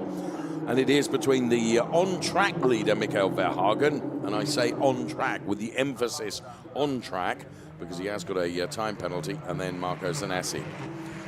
Really impressed with the defending from Luigi Coluccio here. 2 really talented young drivers together here. Luigi Coluccio and Yasin Ferrari, and the gap between them has been seesawing over the last few laps as Yasin Ferrari you can see is the last one of those cars running in P5 at the moment, driving for the Emil Frey organization, trying to take it to Luigi Coluccio, but has not been able to do so yet. Felix Hirziger, he is in front of this pack, 6 seconds to the good, and then it's the drivers that we can see here. And Wittelsbach, Scarpetta, and Luigi Coluccio all have 2 track limit warnings. Yassin Ferrari has 1, so they, with 17 minutes and 45 seconds, they really have to be careful as to not overstress A, the tires, and B, their allegiance with the track limits, because that can come back to haunt them. Look at the progress been made, the progress chart. Up 4 places, Quinn Wittelsbach, up 4 places, Herbert Guys, up 6 places, Andrew Morrow. We saw 1 or 2 really brilliant overtakes from Andrew Morrow right at the start of the race, didn't we? And he certainly moved up 6 places, so he's the biggest mover of them all, I would say. As we follow Marco Sanasi then as he continues. Let's go inside the garage then, and Marco Sanasi, as you say, Nico, there was no point in Michael Verhagen being too steadfast in terms of his defence, and I don't think he was, and I think that has allowed Marco Sanasi to go through. But guys, is not so far behind them either, so the fight is on in Trofeo Pirelli AM at the moment as Marco Sanasi leads, as he always did, because of the time penalty, but now he leads on track as well. And now he's got past, you can see him really getting up the road. Just a word of warning for Vincenzo Scarpetta, Nico, who's just received his final warning about track limits in turn 15. Oh, dicey. Henrik Viol, he is edging closer and closer to Herbert Guys. We saw him in the background of that Sanasi-Verhagen battle. So this is going to be something that needs to be taken into account for Herbert Guys. He will try to get on terms with Verhagen. Easier said than done, but he has to be aware of the driver behind him. And Henrik Viol, who we saw earlier in our pre-race piece, is certainly one to reckon with. Up to the inside of Quinn Wittelsbach, almost, but not quite. So Vincenzo Scarpetta doing everything he can right now. There's Luigi Coluccio, who's defending from Yassin Ferrari, but these 4 drivers then. Felix Herziger, may I say, is rubbing his hands with invisible soap, because the more these 4 are fighting over P2, because it is a 4-way fight for P2, Felix is just able to escape up the road, isn't he, by very nearly 8 seconds, I think. Yeah, absolutely, and gains more than a second per lap currently, helped by the fact that they are battling, but yeah. Safe for a safety car or a major problem, he looks like he's way up the road, and there in the background you can see the AMs. Sanasi was really pulled away, but there is Henrik Viol, who's now for the first time taking a look at Herbert Guys. Absolutely, as you said, from one of the previous shots, you could see how much closer he was getting. The Scuderia Prague driver was on the podium yesterday. We know how good he is. He was in the fight for the championship last year and just lost out to Klaus Zubranson, so he would like to do everything he can to secure that championship, not only for himself, but also for the team this year. Herbert Guys losing the back end of the car a little bit. That allows Henrik Viol to get a little bit closer. So there's Herbert Guys. There is Henrik Viol. Fascinating race developing here. We're at about the halfway stage with our Trofeo Pirelli and Trofeo Pirelli AM drivers here live from Misano. And Felix Herziger, who's leading the race overall by something like 8 and a bit seconds. In fact, he just pulled into a lay-by. Check his emails, I believe. So advanced has he been able to make his progress by dint of those behind that we're watching right now. Quinn Wittelsbach, Vincenzo Scarpetta, Luigi Coluccio, and Yassin Ferrari. 4 ways that this could go for P2.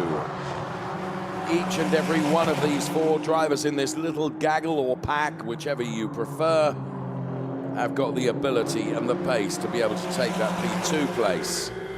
Right, where's Henrik Viol gonna spot Herbert Guys? Herbert Guys, who is coached by a Harold Prochik.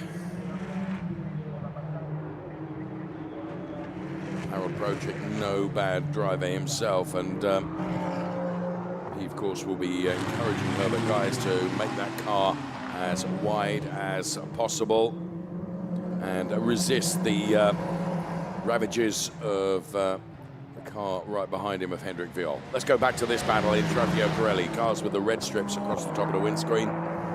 Felix Herziger up the road, but this battle is for P2 between Quinn Wittlisbach, Vincenzo Scarpetta, Luigi Coluccio and Yasin Ferrati, and I think you have news that could impact this fight, Nico. Indeed, and Scarpetta just picked up a 5-second penalty because of track limits. So we saw and heard the final warning earlier, and now it has come 5-second penalties, and that obviously means Scarpetta is out of this battle for P3 for the moment at least, and Luigi Coluccio not on track, but in reality is running in P3, so Coluccio-Ferrati battle is actually now for a podium position. As Luigi took a look at the inside there, confirmation of that penalty on screen for you. So it's all of a sudden ever more important for Luigi Coluccio and defending against Yasin Ferrati, because it is for the final podium place. So Zanassi, Verhagen, Guy is the top three on track, but Mikael Verhagen with a 5-second time penalty, and that means it's Zanassi, Guys and Viol in the AM drivers. Luigi Coluccio diving to the inside. That was a late move. Has that opened the door for Yasin Ferrati, who gets to run alongside Luigi Coluccio? I have to say that was a slam dunk, and one of those situations where by going for an attack, you leave yourself vulnerable. Luigi Coluccio trying to come back at Yasin Ferrati. Yasin just kept his cool, allowed him to try and make that overtake, could see it was going to fail, and he was there just to be able to take advantage of it, Nico. Yeah, absolutely. You perfectly analyzed that, and now the order has changed, and as we said, Yasin Ferrati running P4 on the track actually means he is running in a podium position now. Let's not forget Felix Herziger. He's 10 seconds to the good of this battle, so we don't see him a lot, but he's actually leading the race. He's going through his deleted emails now because he has that much time.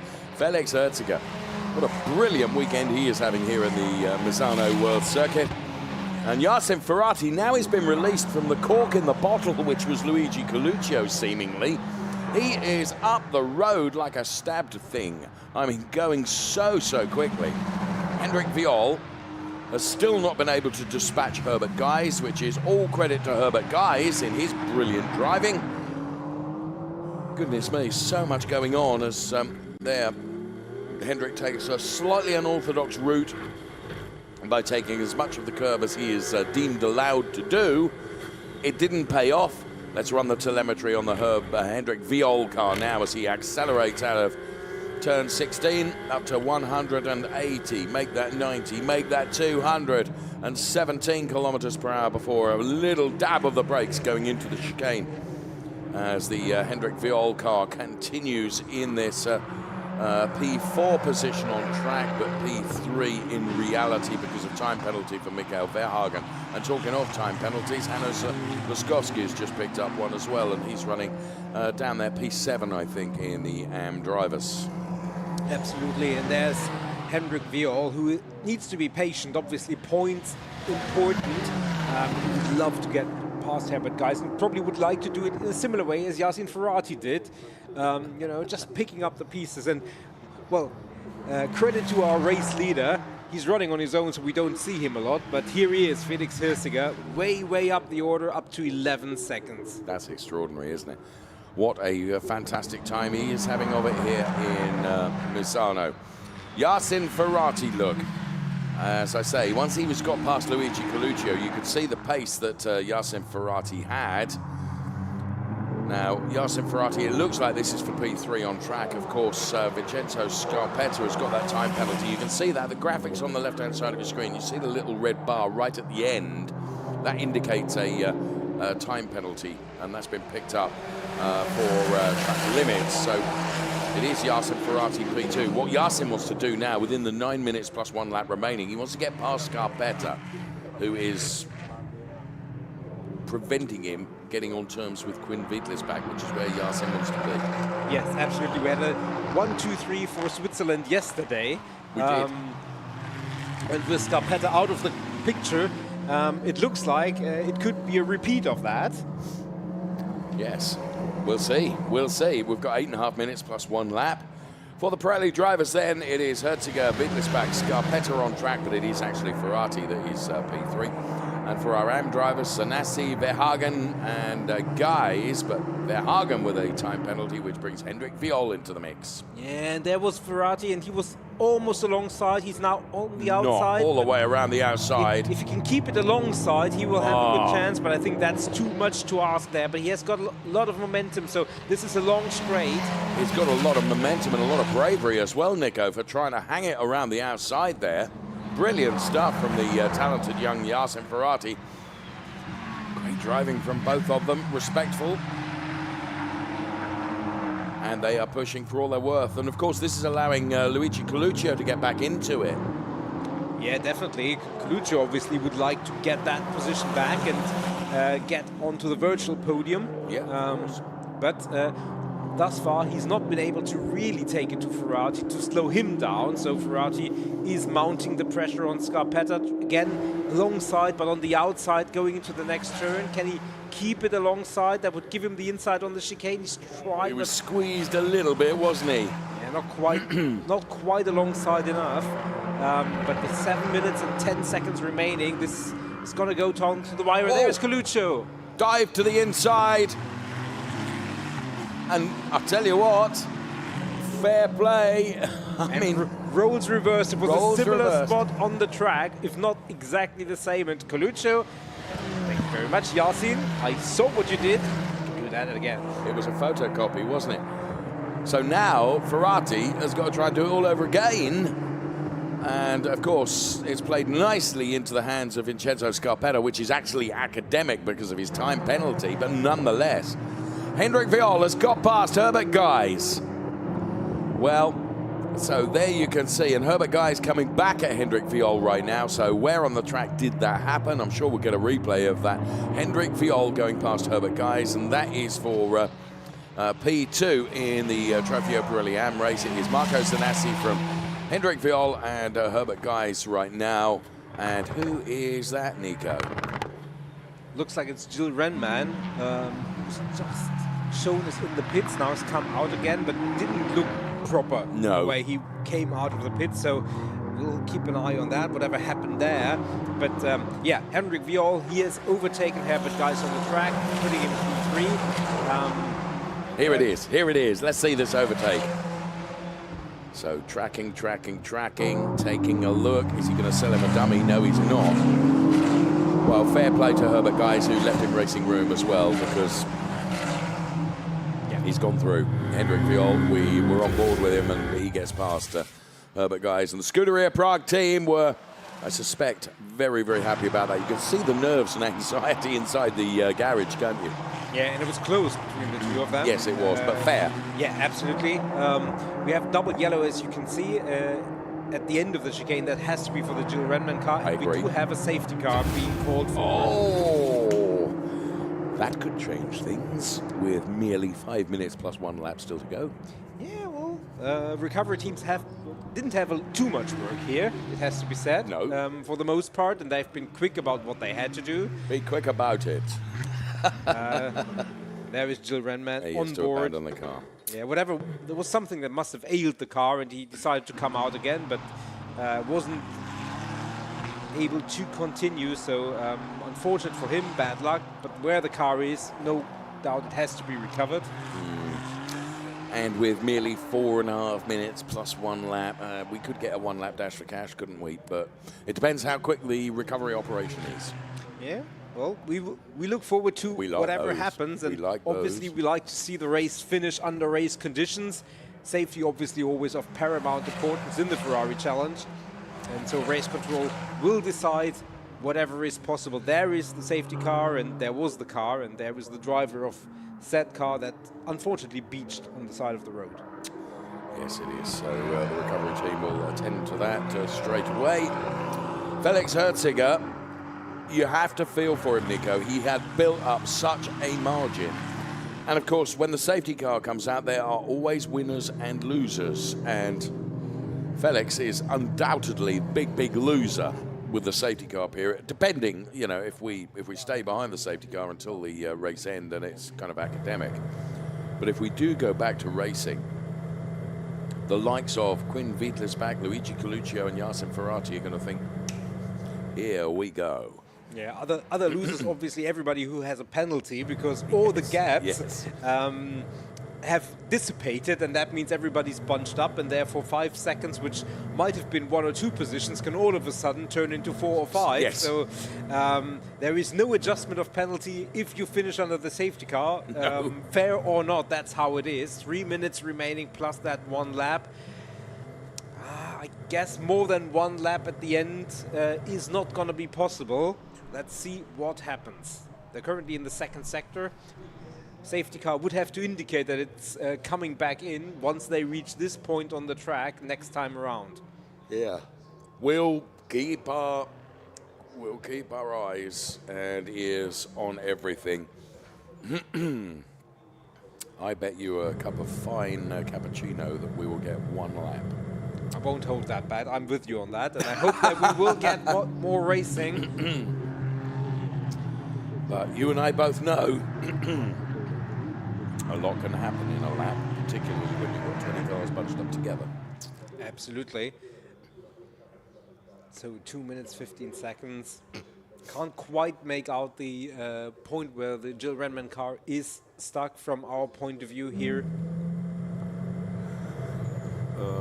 I'm just looking to see if I can ascertain on our GPS map that we have in our studio, and I can't, so I won't. Felix Herziger, Quinn Wiedlisbach, Vincenzo Scarpetta on track, but Luigi Coluccio in real terms. The top 3 for Pirelli. For Pirelli and Marco Zanassi. Then Mikael Verhagen, but he's got a time penalty to come, so it's Hendrik Viola and Herbert Guys. They are the top 3. Great shot from our drone here. You can see the technical nature of this Misano circuit. Right. All eyes on our timing screen, which tell us now, and we're bringing you this information advanced, safety car will come in this lap. There it is. It appears on the screen. Just as we saw it. Now, from a timing perspective, Nico, it's going to be the +1 lap, isn't it?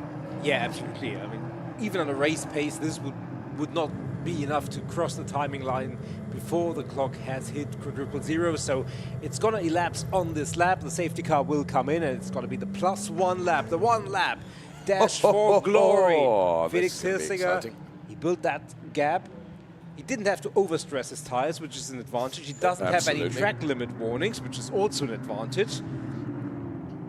But he has to still pedal it and defend for that 1 lap. What Quinn Wiedlisbach has got to do is try and anticipate when Felix Herziger is going to give it everything. And that's really, really difficult. I talk to racing drivers all the time, and they say the sense of trying to anticipate when someone is going to restart is very, very difficult. Once Felix Herziger accelerates, he has to stay accelerated. What you're not allowed to do is go fast, slow, fast, slow, fast, slow, and try and back them all up. You have to go slow, and then bosh. When you go for it, stay gone for it, so to speak. Safety car, as you can see, has pulled away to give Felix Hirziger the ability to maneuver and some flexibility as to when he goes. He hasn't yet, but there you can see. Some go early, some go late, don't they? And many drivers have different... he's gone now, as every other car accelerates at the same time. I would suggest Felix Herziger has done that really rather well, Nico. Yeah, absolutely. Quinn Wiedlisbach under pressure from Scarpetta, who has that penalty. So for the time being, all is clear. Hendrik Viol also has gapped Herbert Guys a little bit. And with Zanassi in front of Verhagen, who also has a penalty.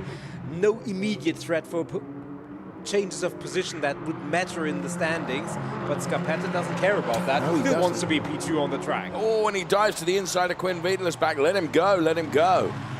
But what that does is that throws down the gauntlet to both Yasin Ferrati and also Luigi Coluccio, Nico. As all of a sudden, for the final lap in this Ferrari Challenge Trofeo Pirelli and Pirelli Am race, all bets are off because Yasin Ferrari just showing his face to the inside of Luigi Coluccio. Hendrik Viola, of course, will be thinking this is a great opportunity for me. Potentially, Herbert Guys will feel the same way. And Felix Herziger then Vincenzo Scarpetta. I mean, Scarpetta has got extraordinary pace, Nico. Yeah, definitely. If not for that penalty, we would be thinking about a race win potentially. Not in the cards for him, unfortunately, by his opinion, I'm sure. Felix Herzinger will have a different mindset on that as he approaches the stadium section for the final time. Wow, and there you can see right behind Quinn Veitlersbach holding on to his position from Luigi Coluccio. Vincenzo Scarpetta still really chasing down the car of Felix Herzinger. There is one turn to be done before the race is won as Felix Herzinger heads towards the checkered flag and makes it 2 out of 2 this weekend. Ahead of Quinn Veitlersbach and Luigi Coluccio takes P3. Now for our AM drivers, it's Marco Sanassi that wins from Hendrik Viol ahead of Herbert Guys. Whoa, that was dramatic right towards the end. It could have gone any which way but loose. Absolutely, Felix Herzinger will have a deep breath. Quinn Veitlersbach makes it 2 podiums out of 2 races. Very, very respectable for the young driver. Luigi Coluccio gets P3 back from Yasin Ferrati. He'll be very happy about that, won't he? Because it looked like it was all going south for Luigi right at the start of the race. Yeah, absolutely. And Marco Zanazzi with his huge fan club and crowd, and there we pick him up, makes it 2 out of 2 in the AMs, and that will do wonders for his championship points. You're right. Was way down the order coming from Monza to Misano. He's rectified that, and Verhagen with the penalty all the way down in P7 in class. He's our championship leader in the AMs, or at least was coming to this race, so everybody bunches back up, which is good for us as neutral spectators. Of course. Of course. So P3 for Herbert Guys then for the AM drivers, and big shout out, incidentally, to the Charles Hurst driver, Andrew Moran, made it up to P4 in the AMs. Here's confirmation of the classification then. Felix Herzinger from Quinn Veitlersbach and Luigi Coluccio. They are the top 3 in the Pirelli drivers. For the AM drivers, it is Marco Zanassi, Hendrik Viol and Herbert Guys. And there's Andrew Moran, now finished P9, Nico, in the race overall, but it was P4 in the AMs and the rest of the order that you can see on screen in graphics. Well, it was. It could have been altogether a bit more dramatic on that final lap. Credit to all the drivers for keeping their heads when it would have been very easy to lose them. Yeah, indeed. And credit to Scarpetta, who really, really battled and at least really tried to get up the order. Now, there was no real chance to edge 5 seconds of a gap out, but he did his best. Now, Scarpetta, as you can see, there's a bit of a muddle up going on now because Scarpetta has gone into the has parked up, hasn't he? But in the meantime, there's Marco Zanassi. Well done to Marco Zanassi for winning in Trofeo Pirelli AM. As you rightly said, he's got a lot of guests and people here to enjoy his racing, and he's given them 2 out of 2. And there's Felix Herzinger, Quinn Veitlersbach, and Luigi Coluccio. You can see center screen right now for Rosso Corsa taking P3. And he'll be quietly satisfied with that, I would suggest. There's Quinn for Emil Frey Racing. Super Bravo, which means well done. Oh, in case you needed reminding of that. Well, there is Felix Herzinger, who's kind of been deprived of his position at the #1 board, but I don't think he will care all that much. He got what he came here for, and got it twice, P1. He's done a brilliant job this weekend, hasn't he? Yeah, absolutely, and I think he will be our new championship leader in Pirelli. I think your calculations will be right. We'll find the confirmation on that in graphics, or disconfirmation, if that's such a word. No, I'm not sure it is. No, I'm not sure either. But yeah, great race here. Next time we'll be on the track with Pirelli. We'll be in Hockenheim. Which is very different again to Misano, isn't it? I mean, we've had 3 really quite unique tracks to start our season. You know, the Temple of Speed at Monza.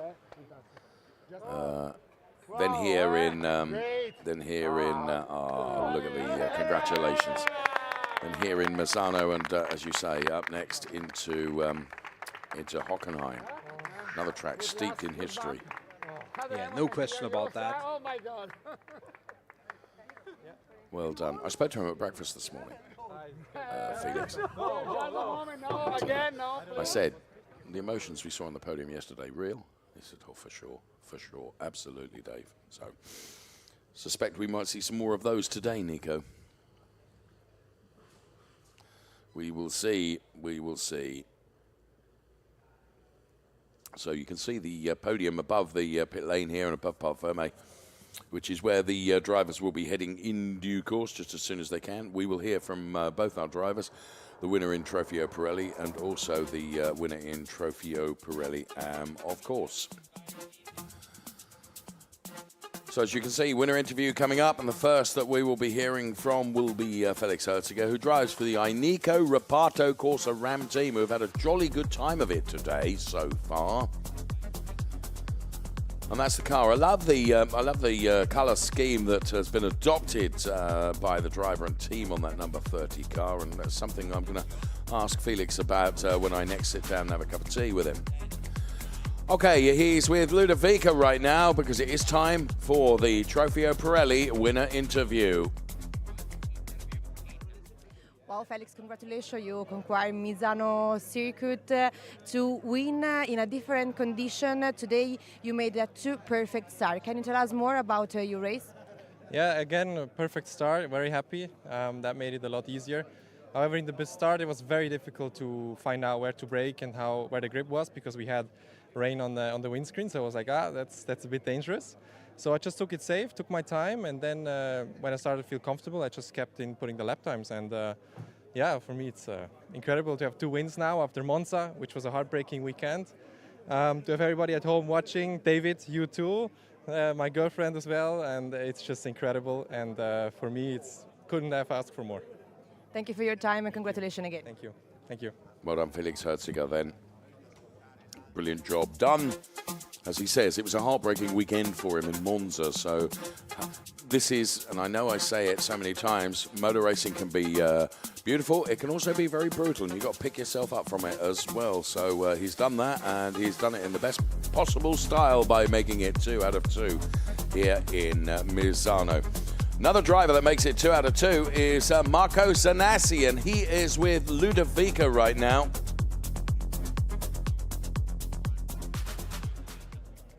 Marco, congratulations to pole position and to win here in Misano.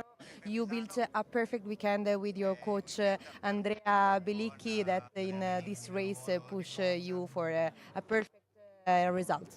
Exactly. I mean, it's an unbelievable week. I mean, as you said, 2 pole and 2 victory, it's incredible. I mean, it was not really easy. Then the safety car really destroyed our plan at the end, because Andrea exactly told me keep the tire warm and whatever. I didn't, so I struggled a little bit at the end. So at least, I mean, we won, so I'm really happy. Thank you for your time. Congratulations. Thank you to you. Ciao. Oh, Marco, thank you so much for your honesty. You told me to keep the tyre warm, which I didn't. Nice. Okay, race 2, Ferrari Challenge Trofeo Pirelli then. From the get-go, was always going to be an exciting race. Pirelli drivers, Pirelli AM drivers, and right at the start, my goodness me, so many cars side by side, some going onto the grass, some keeping it on the tarmac, and of course the anxiety was just as great inside the garages. Andrew Morrow making up a number of places and almost on the back of Hendrik Viola at that particular point. And there you could see that anxiety continued on the pit wall as well. And how did Max Mugelli keep it out of the back of Herbert Guys? He did, and he did well to get it out of the gravel trap as well. And the tricky conditions playing havoc for Henri Acide as well. Yacine Ferrati was one of the drivers that was very much in the mix, but the mix here with Henri Acide and the number 44 car as they made contact there, that was Nobuhiro Imada, but Gilles Remmans with all sorts of strife. But I mentioned Yacine Ferrati and Luigi Coluccio. They'd swapped places, and then very physically, in fact, a duplicate of what Yacine Ferrati had done, he got by Luigi Coluccio again. And with a stricken car and the safety car out, meaning a one-lap dash right to the checkered flag. It would be Felix Herziger that would win for the Pirelli drivers, and it would be Marco Zanassi that would win for the AM drivers. Another superb Pirelli AM race here at the Misano World Circuit. Marco Simoncelli. Celebrations were pretty loud. So there are the race statistics then. Best progress, Andrew Morrow for the AM drivers and Quinn Wiedlisbach for the Trofeo Pirelli drivers. There were 26 overtakes in Pirelli AM and 4 overtakes in Pirelli. That's the way it looked then with the statistics.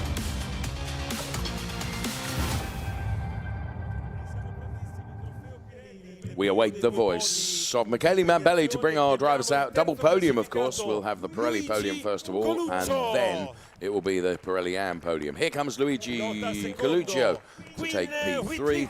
Quinn Wiedlisbach is on P2. And on the top step of the podium, it's Felix Herziger. Fabio, il direttore tecnico in Eco reparto corse now just realised how tall he is. Per l'inno nazionale.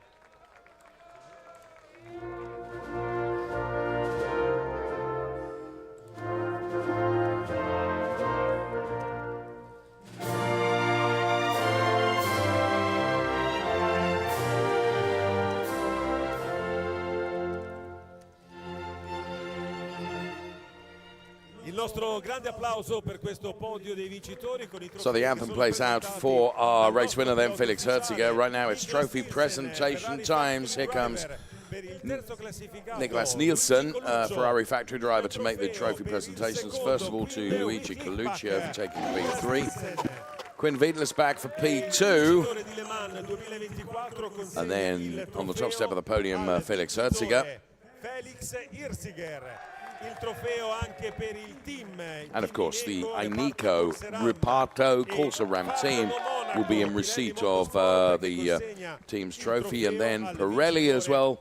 Always double bubble trophies in Pirelli and Pirelli AM, with the Pirelli trophies, which are lovely also. They are to be awarded and get awarded. Everyone together as the photographs are going to be taken. Please lift your trophy. Okay. Trophies lifted high, big smiles all round, nice photographs taken. There is last year's Trofeo Pirelli champion looking on, Giacomo Altoe, of course, very much involved in the ML Ferrari racing team. Wiedlisbach was the best and the fastest with the champagne, and takes a fair old slug of it as well. Greedy. It's probably entitled Nico, isn't he? This youth. Too much energy. Yes, Too much absolutely. energy. He slugged that back, I can tell you. Right. It was P2 for Quinn Wiedlisbach, who champagne guzzling like a bilge pump. But it was Felix Herziger for Inico Reporter Casa Ram team that took the win. Of course, we have got our Pirelli AM podium to come still. They'll have cleaned up the podium right now, and let's just take a look at the Drivers' Championship. It's Yasin Ferrati leading from Felix Herziger and Quinn Wiedlisbach, Vincenzo Scarpetta, then Gilles Renman, Björn Grossman, Luigi Coluccio, and Max Mugelli.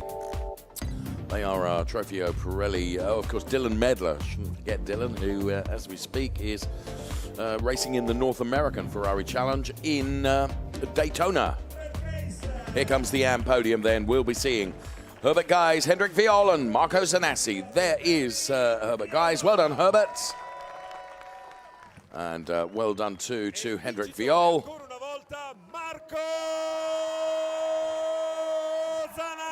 Yeah, I have to say, Michele has had a throat lozenge or two to introduce Marco Zanassi. Siamo pronti per l'inno nazionale italiano.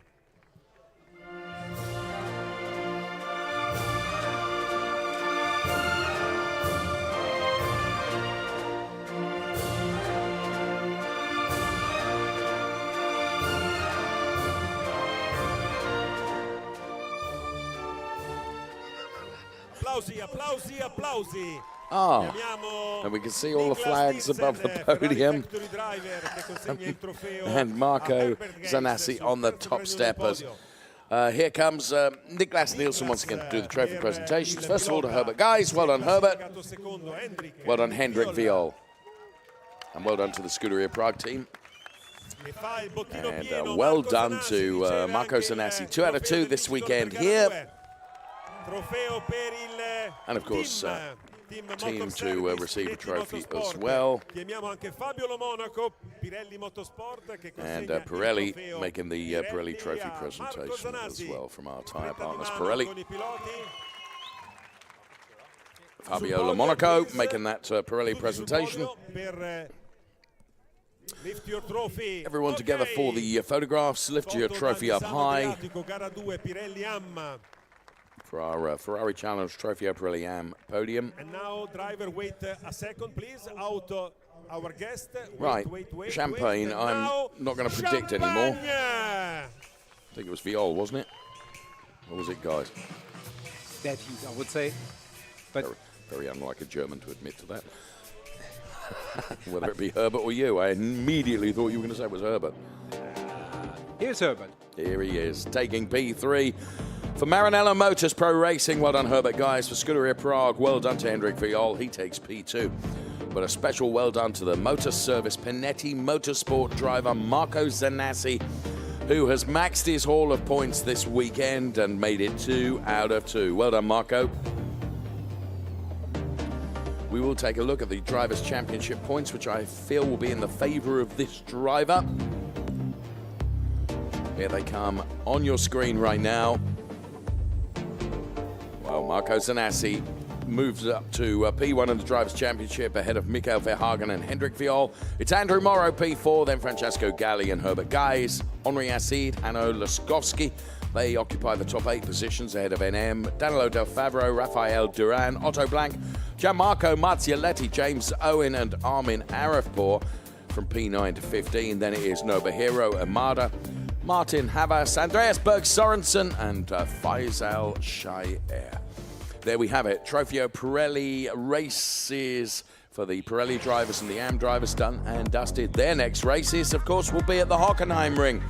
In the meantime, we do still have another Coppa Shell AM race to come here from the Misano World Circuit. Marco Simoncelli, from Nico and from myself and from the emotions, some of which were high and some of which were low. Thank you so much for watching. We'll see you back here in but a while.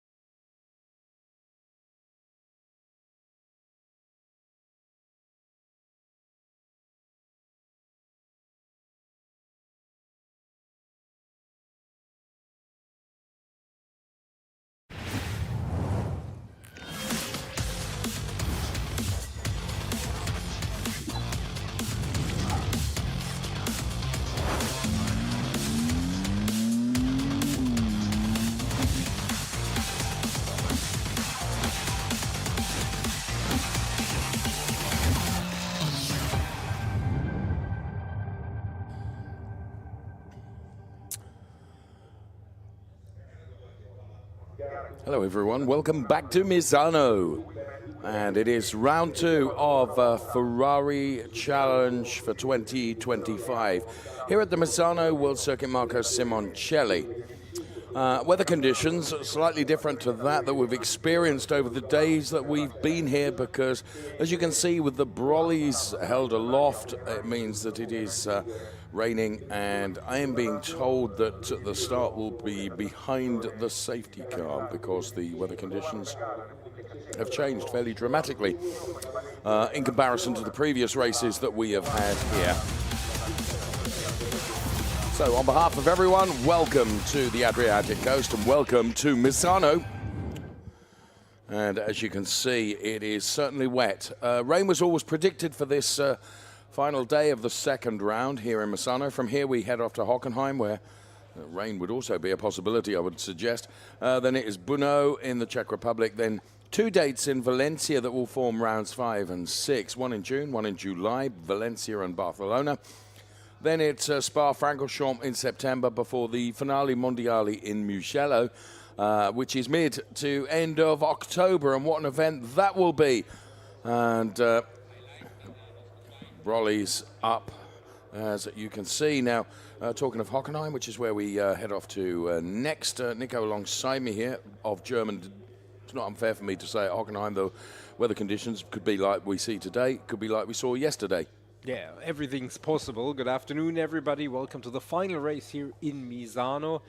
And yeah, weather conditions definitely different. We've been given the advice not only that the start will be behind the safety car, that all cars have to have tires fitted. Generally, it's the choice, but race control says all the cars have to have rain tires fitted, so no choice. It's not all the time that you see that.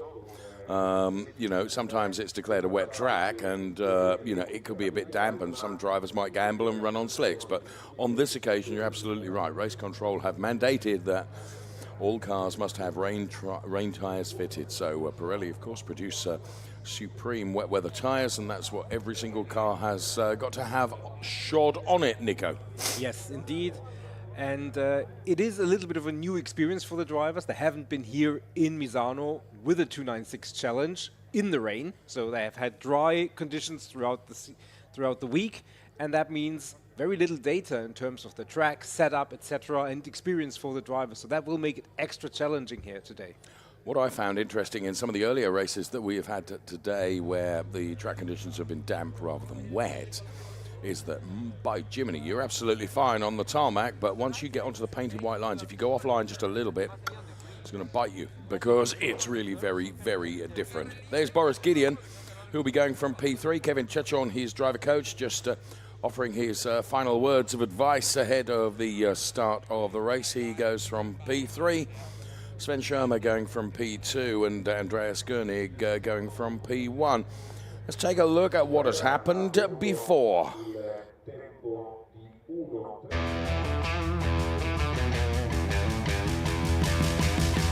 Ferrari Challenge Coppa Shell AM race at Misano World Circuit, Marco Simoncelli. As the lights went out, it was a good start from Shintaro Akatsu. Sven Schirmer able to hold on to that P1 position. And he was going to be chased, of course, by Andreas Gernig all the way through. You could see driver coaches and engineers looking on as Alvaro Ramos was coming under pressure from Germano Toniella, and Germano eventually would find the car pointing in the wrong direction. So Andreas Gernig really pushing our race leader very hard. That was Sven Schirmer, and here was Germano Toniella getting past the car of Louis Peruscua. So the 168 car moving up a further position. All eyes on the pit wall looking at everything that was going on track, and there was plenty going on, including Henrik Kamstrup with a big save, managing to hold on to the car and keep it going in the right direction. Andrea Levy and Boris Gideon were having a big battle here, and Boris Gideon going through on the inside line, and that relegated Andrea Levy. And Andreas Koenig losing the back end of the car and losing that P2 place. The reaction from Giacomo Altoe said it all. Alvaro Ramos also losing out to Fritz Müller as Fritz went through, but it would be Sven Schirmer that would take the win from Andreas Koenig and Andrea Levy. So Sven Schirmer a winner in Ferrari Challenge Coppa Shell AM. 5 minutes before the cars are going to be released then for their 30-minute plus 1 lap race. Their race 2 of the weekend. We take a look at the all blue colours of Henrik Kamstrup, who's afforded good luck from Stefano Guy, who was just walking past there. Stefano Guy, former Ferrari Challenge star and champion, and it's always a very distinctive car, that 113 car. There's Boris Gideon to the left-hand side of your picture, Andrea Levy to the right-hand side of your picture. All of these drivers, they are Coppa Shell AM drivers for this race 2. Now, on the left-hand side of your picture is Shintaro Akatsu, and then it's Henrik Kamstrup, who we saw earlier on. Alexei Komarov is the multicolored left-hand side 296 challenge with Germano Toniella to the right-hand side as tyre trolleys make their way down the pit lane along with brollies and engineers and all non-essential staff who are beginning to leave the grid. So here is the Germano Toniella car. Now, leaning over the window there and speaking to Nana is Zois Grimpias, who was victorious in the earlier Shell race. He, of course, was champion in Shell AM last year in this very car that Nana is driving today. There is Shintaro Akatsu then, promises much, does Shintaro Akatsu, another driver that's hugely passionate about the Ferrari Challenge racing that he does, and a beautiful, beautiful looking car that Shintaro Akatsu sports, that number 115, engineered by Enrico Riparto Corsa Ram team. His grid time 1:35.606, and there is Shintaro. Just wipers being put on and clearing the screen, and there is the Richard Mille safety car. So Shintaro finishing P5. He's had a podium this season. He took podium P3 in race 1 at Monza, but Shintaro finishing P5 in the race yesterday. So wipers on certainly the cars on the front row of the grid. Right now, let's go on the road with one of our Ferrari Challenge drivers, and that is Mr. Hendrik Viol. Hello everyone, my name is Hendrik Viol. I'm competing in the Ferrari Challenge Trofeo Pirelli this season, and we are here in Misano World Circuit. And I have a beautiful Ferrari 296 just next to me, so I would like to invite you on a beautiful drive around Misano right to the sea. So come with me.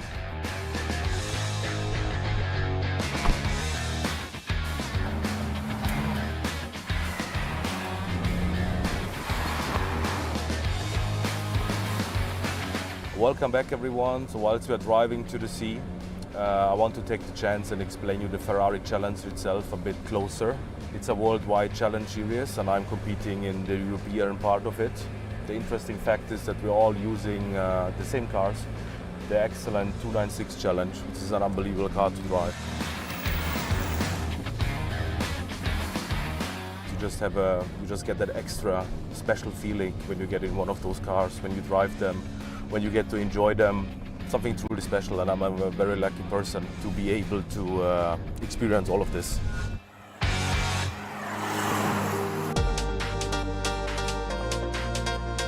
We are right at the sea, right on the promenade here. It's very beautiful. We are lucky that we're 3 races this season in Italy, so we can enjoy this country even more. Thanks for joining me everyone. I hope you enjoyed our little trip to the seaside, but now it's time for me to go back on track again. See you soon.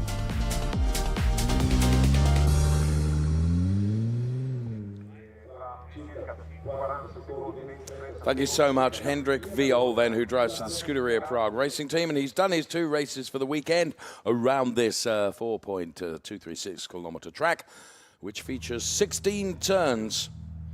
Now, 6 of them are left-handers and 10 of them are right-handers, and the Misano circuit blessed with floodlights, which meant yesterday we could race under the lights as the nighttime fell here.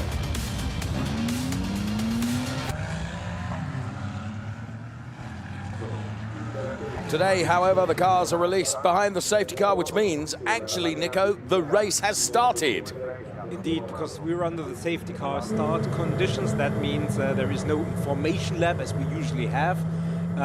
But here is the grid for you. Louis Peruskia goes from the 8th row of the grid. Ahead of him are Alvaro Ramos and Pino Frascaro. Then it's Fritz Muller and Guy Favet, P12 and P11. There's Paolo Scudieri and Charles Chan. Both could be danger drivers from the 5th row of the grid. Germana Toniela and Alexei Komarov. They are P8 and P7. Henrik Kamstrup and Shintaro Akatsu go from P6 and P5.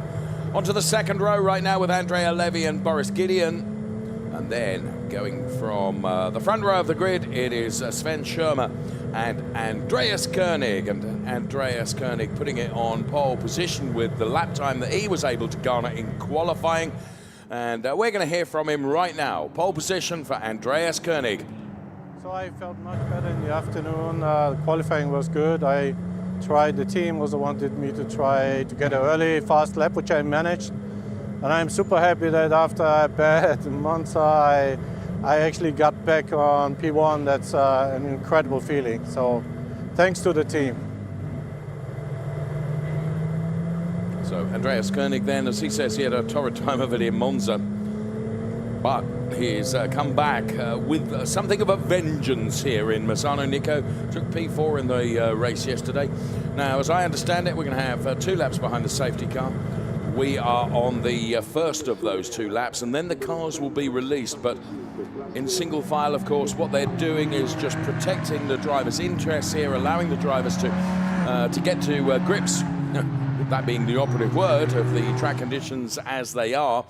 Now, what oftentimes happens is first lap behind the safety car will be at this speed. Maybe the second lap behind the safety car might be increased just a little bit, bringing the drivers closer to what would be a race pace. We've got a very, very experienced safety car driver here in Mr. Tamburino, who is inside of that Richard Mills safety car. Antonio, then, he knows how to pedal a car or two. Just back from Australasia, Phillip Island, where, of course, the Ferrari Challenge was racing just last weekend. This weekend, they're racing in Daytona in North America, because we have series across the UK, across Europe, across North America, across Australasia and Japan as well. The Ferrari Challenge reaches far and wide, Nico. Yeah, absolutely. This has effect already in the first sighting lap, so race control will get feedback also from our safety car driver. As will all the teams get feedback from the drivers inside the 296 Challenge cars, and based on that feedback, race control will decide if it's safe to start after this lap, or if they say, well, you know, we need more water to be gone from the track. But that decision has been made as we get indication on our timing screen and you in graphics at short notice. Antonio Tamburini, then, you can see the water being dissipated actually from the safety car as well as the racing cars as well. He has reported back that in his opinion, it's okay. Safety car is going to come in this lap and we will get to racing. There'll be about 25 minutes or thereabouts of race duration, I would think, when the Richard Mills safety car does, and it has increased in speed right now because it will be the responsibility of Andreas Koenig in the 104 car ahead of Sven Schirmer to control the start and the pace of the start, Nico. Absolutely, and it's reversed order for the top 4, where yesterday it was Schirmer ahead of Koenig and it was Levy ahead of Boris Gideon. Today, both the front rows, as they were on the grid, have been reversed, so where Koenig had to chase Schirmer for the entirety of the race effectively, now the roads are reversed. Can Andreas Koenig move up the track and away? Sven Schirmer will have to say about that. I think you're right. We will see how it will develop over the next 25 and a half minutes or so. So the Richard Mills safety car will peel off into the pit lane, and then it will be Andreas Koenig, Sven Schirmer, Boris Gideon, Andrea Levy, Shintaro Akatsu, Henrik Kamstrup, Alexei Komarov, Germana Toniela, Charles Chan, Paolo Scudieri, Guy Favet, Friedrich Muller, Pino Frascaro, Alvaro Ramos and Louis Peruskia into the stadium section of the Misano circuit then, and you can see how the safety car has really leapt out of the way right now as Andreas Koenig will stack them up behind him, and it will be his decision when he gives it full chat flat on the accelerator pedal. Once he stays accelerating, he's got to stay accelerated. You cannot go forward, back.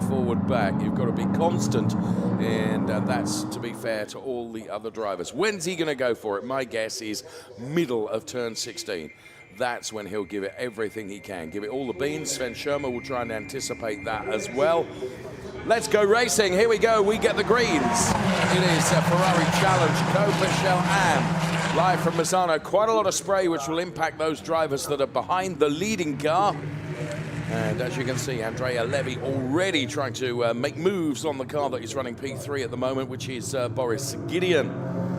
There's Shintaro Akatsu, there's Henrik Kamstrup, Germano Toniella, Paolo Scudieri, all the drivers coming through here. Of course, up to race speed now.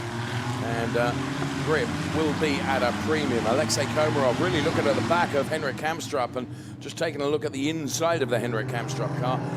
It is the battle that is going on for P6 at the moment. There, full in your picture, is Shintaro Akatsu. There is Henrik Kamstrup. So Andreas Koenig has got a huge advantage here in that he is leading the race, but not only that, he'll have no spray impacting his visibility at all because he is the first and fastest car running. Yeah, indeed. So he's got that advantage. I think at the early stages, drivers will be very conscious to find their footing and not to be over-aggressive, because you can't win the race in lap 1, but you can very easily lose it if you push too much. And I think, maybe with the exception of Alexei Komarov, everybody's fairly using that approach of caution. There we can see the first few drivers trying to get alongside. I think it was Favre on Paolo Scudieri, not quite sure through the spray. Paolo Scudieri does stay ahead of Guy Favre, but he certainly showed his face. Now, sometimes drivers may not be showing their face trying to go for an overtake move. It might be just to get some visibility because of the spray coming off the backs of the cars. I'm not sure if it hasn't stopped raining now, which means that once the water is dissipated, then visibility might become altogether easier. Alexei Komarov then continuing to hound Henrik Kamstrup ahead, but Andreas Koenig has not been able to break away from Sven Schirmer. We saw how good Sven Schirmer was yesterday, as if that needed any confirmation, but Sven Schirmer certainly staying within half a second or so of Andreas Koenig. There is the Guy Favre car, driver number 120, currently running in P11. Here are the top 4 though. Koenig, there is Schirmer, Gideon, then it's Levy, and again, see there, just taking a look at the inside of Henrik Kamstrup was Alexei Komarov. After this P6 position on track, we have 22 minutes plus 1 lap of the race remaining. And there the 133 car that you could see on Charles Chan on Germano Toniella, which is the car center screen right now. And again, Alexei Komarov now. Outside soon becomes the inside, but Alexei not quite close enough to be able to do anything. Paolo Scudieri, long-time campaigner in the Ferrari Challenge, and very, very good driver of the 101 car, is just holding on to that P10 place at the moment. Guy Favre is certainly keeping him keen. Henrik Kamstrup going through. Here's Alexei Komarov right behind him. Koenig now sets the fastest lap and has built a margin of 1.234 seconds over Sven Schirmer. Paolo Scudieri, I have to say, all credit to our Ferrari Challenge Coppa Shell AM drivers who are being very minded and respectful of the track conditions, and dare I say it, each other out there on track as well, as we can see. Fabrizio Fontana, who is very much a fine racing driver, new to the Ferrari Challenge last year and won the 488 Championship and now competing in the 296s. He watches on from the Formula Racing Garage, and Stefano Guy sitting just in front of him with the headphones on. It's the guy that will be talking to Paolo Scudieri as Alexei Komarov. Well, he took to the inside line. Now he'll have to give that position back, which is what he does immediately, because he gained an advantage there, Nico, and that's what you need to do, isn't it? Just give that position back, therefore you're not going to pick up a penalty. Yeah, absolutely, and it just shows how treacherous these conditions are. Alexei Komarov had a dive, but I think it was more in avoidance as to not clutter into Henrik Kamstrup, and very good awareness by Kamstrup that there wasn't the Alexei Komarov car coming from the right-hand side, and thereby not closing the door, allowing Komarov to get back onto the track, and then everything was resorted without the interference of race control, so everything as it were. And as you say, drivers often ducking out of the spray of the driver in front of them just to have the visibility and knowledge of where exactly they are on the circuit, because it's quite a lot of spray. Yeah, there is still quite a lot of spray being thrown up there. Those that are running closest on track at the moment, undoubtedly Alexei Komarov on Henrik Kamstrup, I would say. Meantime, Guy Favre trying to get to the inside of Paolo Scudieri here.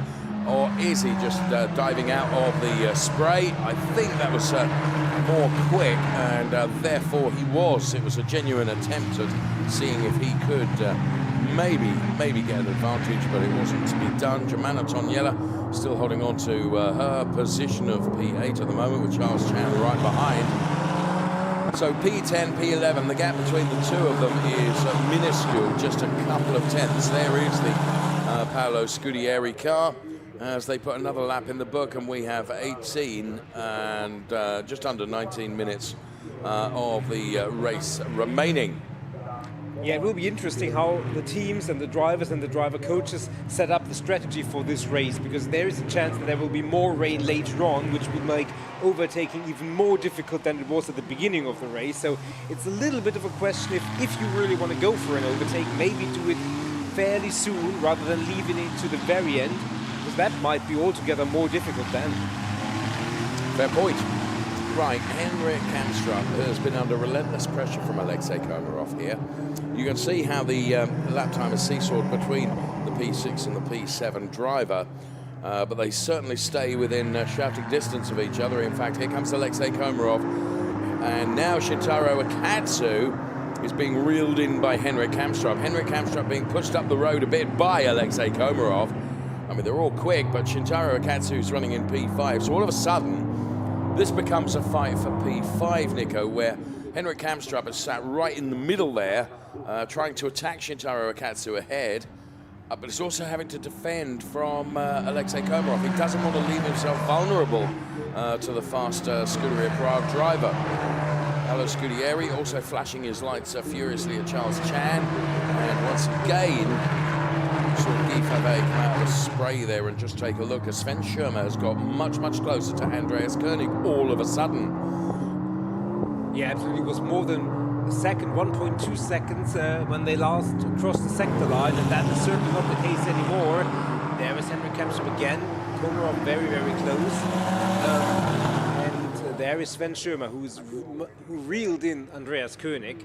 Now, reeling someone in is one thing, getting past the other driver is another thing, and as soon as something like a dry or dry-ish line develops, getting off that line to make an overtake, all of a sudden you're in strife potentially. Or Henrik Kamstrup really looking at Shintaro Akatsu there, but you're right to have picked up on the fact that Andreas Koenig and Sven Schirmer, where once they were 1.1 apart, they are now merely 7/10. Fastest lap now coming from Boris Gideon, who sits in P3. And he is not close enough yet to Sven Schirmer, but if he continues the pace that he's on at the moment, having set a lap time which is about a second a lap quicker than some of the others, as Paolo Scudieri and Guy Favre continue their little fight. Alexei Komarov continuing to chase Henrik Kamstrup. Both of them have gone past Charles Chan, Scudieri and Favre have, so not sure if there was a mistake from Charles Chan, but certainly we have a little bit of a change in position, and this is where it happened. Thanks, guys, for picking that up, and indeed, yeah, Charles Chan just ran a little bit wide, that opened the door, and it can happen so quickly and easily. And what he had to do, he had to let off in terms of speed, because if it had kept his foot in on the painted lines, Nico, it could have been a sideways moment for him. So very sensible driving from Charles Chan. And Paolo Scudieri remains under the cosh from Guy Favre, but Paolo is just controlling his position pretty nicely. It's P9 for Paolo Scudieri, P10 for Guy Favre. Andreas Koenig has gapped himself to Sven Schirmer. It's up to 1.178 when they last crossed a sector line. So whatever happened and caused Sven Schirmer to get on terms with Andreas Koenig, Andreas has built himself a little comfort margin once again. Shintaro Akatsu doing good defending here, and Sven Schirmer under braking gets closer as this gap is seesawing. Here comes the interval between Henrik Kamstrup and Alexei Komarov. For my money, Kamstrup is closer now to Shintaro Akatsu. I think that's more where the battle is, perhaps. Boris Gideon, who's being provoked a little bit by Andrea Levy, who's right behind him. Andrea Levy running in P4, returning to the Ferrari Challenge this weekend, which is really good to see. We've got 14.5 minutes of the race remaining. Ferrari Challenge, Coppa Shell AM live from the Misano circuit. This is race 2. Yeah, and you can see that whenever a car like Komarov or comes to come too close to the car in front, it's just the spray that makes visibility so very difficult, and then they kind of have to let off unless they get the overtake done pretty much immediately. So it's always a little bit of a balancing act. You really want to put the pressure, but equally, if you put the pressure, you put yourself in a position where visibility is really compromised. Yeah, you're right. But I'm amazed that Alexei Komarov has seemingly been able to do it for quite some laps.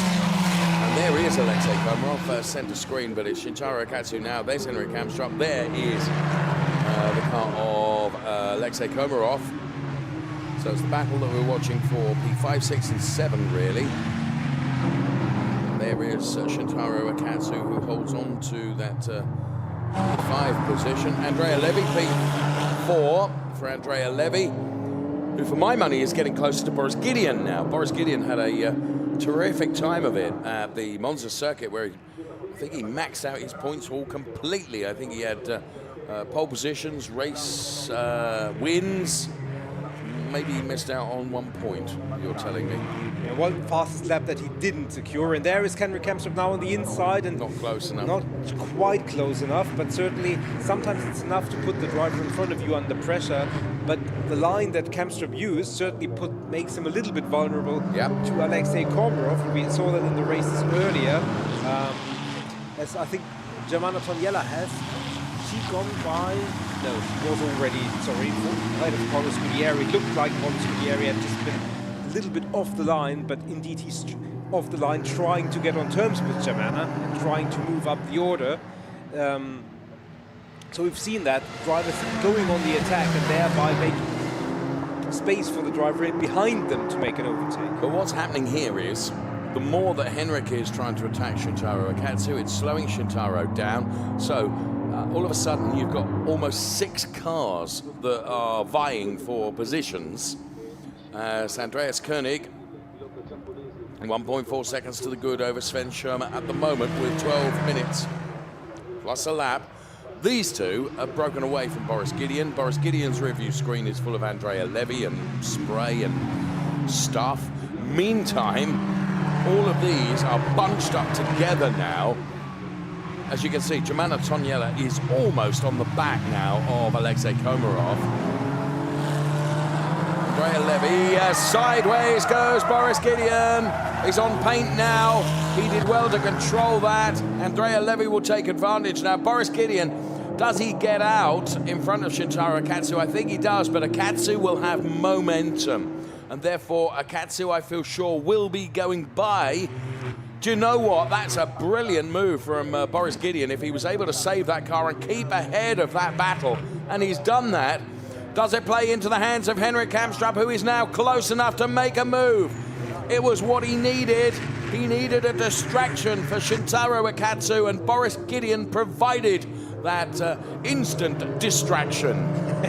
Yeah, I'm not sure if there was any plot involved, but certainly that's how it happened. And now everyone is even more bunched up than they were previously, if that is even possible. So change in position, Andrea Levy, Boris Gideon, and now Henrik Kamstrup. Now Boris Gideon, you said it, was the dominant man in this class in Monza, hasn't had it all his own way, and that was just an example as Paolo Scudieri now trying to get on the inside of Germana Toniella. He's committed to this, he's got to stick with it, and he does stick with it. Racing room is left by Germana Toniella, but going through as well at the same time is Guy Fervet, and that is the trouble. You become vulnerable, don't you? If a racing driver can see a gap, then that gap is going to be filled by his or her racing car. Yeah, absolutely, and we always say that the spray hampers the visibility of the driver behind, but if you have the look in the rearview mirror, which is not actually a mirror, it's a screen, that is also compromised. So maybe Germana just wasn't aware that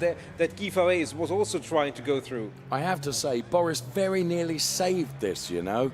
And it was only when he got in the paint that the car pirouetted, but it was the recovery you've got to have your wits about you. He had his wits about him, because not far behind was Shintaro Akatsu. To get out back in front of Shintaro Akatsu, wow, that was like a J-turn from from a movie. Well done.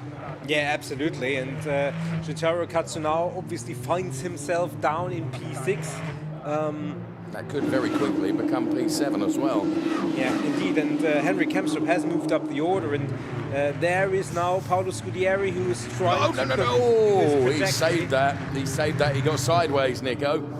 But he held on to the car. So Shintaro Akatsu, Alexei Komarov. There is Paolo Scudieri with 9 minutes plus 1 lap remaining.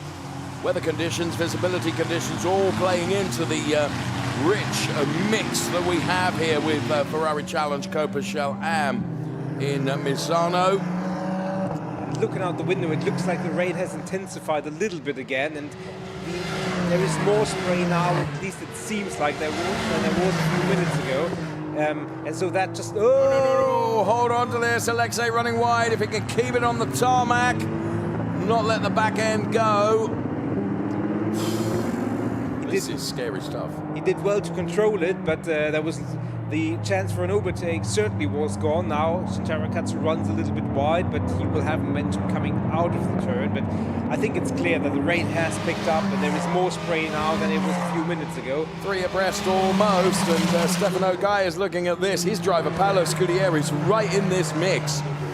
4 cars all competing so closely together in very challenging conditions, forgive the pun, because this is a Ferrari Challenge, but credit to all the drivers. I mean, the way that they've been able to cope with these conditions, and the fact that they're trying to do everything they can to remain competitive without binning it, which would be oh so easy. I'm in awe of them. As right now, Alexei Komarov looks at the inside of Shintaro Akatsu. Can't do anything about it. Drag race almost along the start-finish straight now. And if you're going to be big, bold and brave and go for the inside, you've got to commit to it.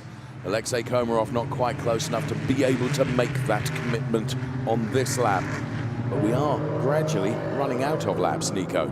Yeah, absolutely. And, you know, you have to keep it on the grey stuff, but also hope that everybody else keeps it on the grey stuff, because one mistake by one driver could bring out the safety car and change the complexion and remove any overtaking opportunity. So you have to really be careful, but you also have to be committed and try to make the move you're looking for work as quickly as you can. And the leader still within 1 second, seesawing gaps, and the same here with Shintaro Akatsu and Komarov, certainly the most active of the drivers out there. Aren't they just? But what it proves is, look how far Henrik Kemstrup is up the road. Once he got past Shintaro Akatsu, and I mean no disrespect, who's a bit of a cork in the bottle here, once Henrik had been able to get past, you could see the pace advantage that Henrik has got, and Henrik is almost on the back of Boris Gideon now. Of course, these drivers want to do the same. Paolo Scudieri puts it to the outside of Alexei Komarov. Side by side they go through. Textbook overtake from Paolo Scudieri. Well done. He spotted that perfectly, and he made it count. So Alexei Komarov losing out by 1 place to Paolo Scudieri, who moves himself up to P7 now, and Guy Favet is next in the queue to try and have a go at the Scuderia Prague driver. Yeah, he already tried to follow suit and do the same thing like they were able to do with Germano Toniela, but Alexei Komarov was wise to it and closed the door fairly, I might add. But so change of position there, and you said Henrik Kemstrup was really close down on Boris Gideon. Now, will he be able to make a move? We've got 5.5 minutes plus 1 lap remaining, and there is Paolo Scudieri again on the inside. And sometimes this may just be a move to try and push the other driver into making a mistake. But credit where credit is due. Shintaro Akatsu has had stress, pressure, strife since the start of the race. He's yielded to none of it. Yes. You see a replay of the Paolo Scudieri overtake. Oh, and Stefano says, bravo, bravo. Absolutely, that was on the overtake from Paolo Scudieri on Alexei Komarov. And yeah, you would expect the driver coach to be happy about that. Really, really impressed with Shintaro Akatsu's ability to almost absorb all this pressure and not make a mistake and not be forced into an error. Sponge-like to stay with the weather. Yes, just absorbing it all. Sven Schirmer, meantime, has almost kept it within a second of Andreas Koenig. It's about 1.1 now is the margin between P1 and P2. But that gap has seesawed over the last couple of laps as well. So with just under 5 minutes plus 1 lap remaining, Andreas Koenig and Sven Schirmer, as quite clearly Guy Favre has got past Alexei Komarov now. Doubtless we'll see that in replay in a moment. I mean, it's really tricky to follow absolutely everything that's going on, but Guy Favre has indeed gone through on Alexei Komarov, and next we'll be counting on Shintaro Akatsu, who has also lost out to Paolo Scudieri, and now reinforcing what I was saying about once you're released, because Paolo Scudieri's up the road. Yeah, absolutely. Here it is. There is a replay, and that is first Scudieri on. I don't know how Scudieri got that far to stop on a dime almost, but he made it stick. Akatsu nearly got him back on the switchback, but not quite. Not quite, didn't have the torque to move out of that turn, and in the wake of that, almost literally, yes, Guy Favre has made the move on Komarov. So it is difficult to overtake under these conditions, but our drivers in Coppa Shell AM show that it's possible. Favre tries to get on the inside of Akatsu, almost a touch, but just... Yeah, it was close. No! Guy Favre has lost the back end of the car. Nico is on the grass where he will be a passenger. Now, can he recover from that? Can he get the car back out on the tarmac again? I mean, what a shame, because Guy was driving so well, but just proves the point that you're on an utter knife edge, Nico. Yeah, absolutely. And pity for him, but I do think since he made no impact and he wasn't on the gravel that he will get it out of there I think again. So. Won't be the work of the moment, but yeah, there he is. He is back out on the tarmac. Nonetheless, I want to say a huge well done to the driver of car number 120, because he has pushed and pushed and pushed, and you know, when you are utterly on that knife edge and giving it 100%, just 100% and a tenth is enough.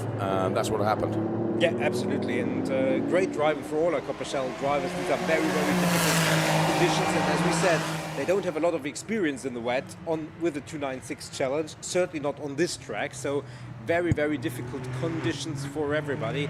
Andrea Levy going through the picture, he has set the fastest time on a podium position. Henrik Kamstrup is nearly on the back of Boris Gideon, and he's done that in the space of but a few laps, so good pace from Henrik Kamstrup in difficult conditions. Now, of course, he's out on his own.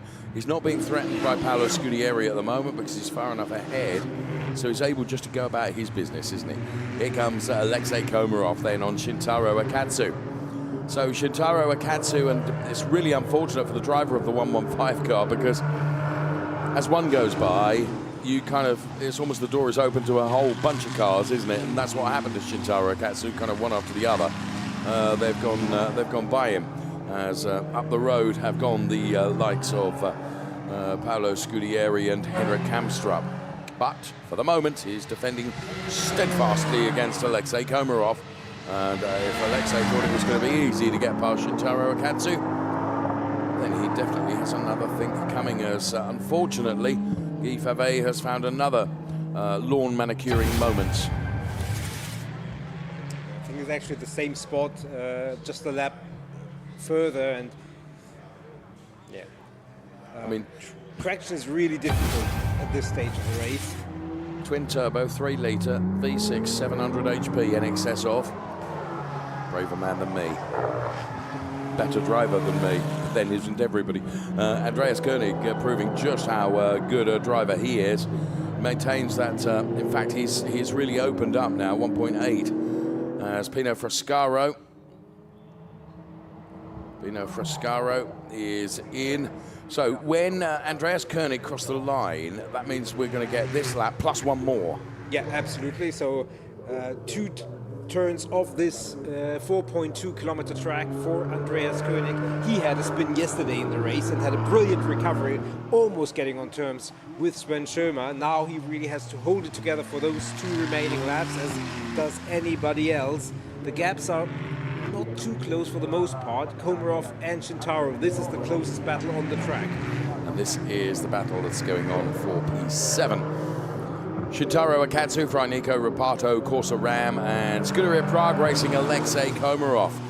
Seen some really good driving from Alexei Komarov since the start of the 2025 season. New, of course, into the 296 car in the Ferrari Challenge for Alexei Komarov. Doing a very good job in very challenging conditions with Shintaro Akatsu. Very much in his target sights. Shintaro Akatsu running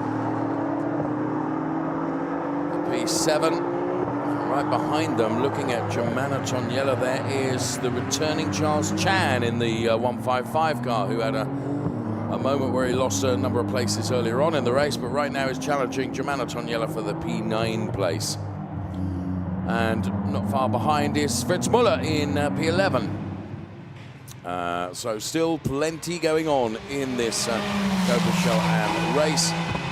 And when Andreas Koenig crosses the timing line on the start-finish straight on this occasion, he will start what will be the final lap of this Coppa Shell AM race from Misano. There was Fritz Muller.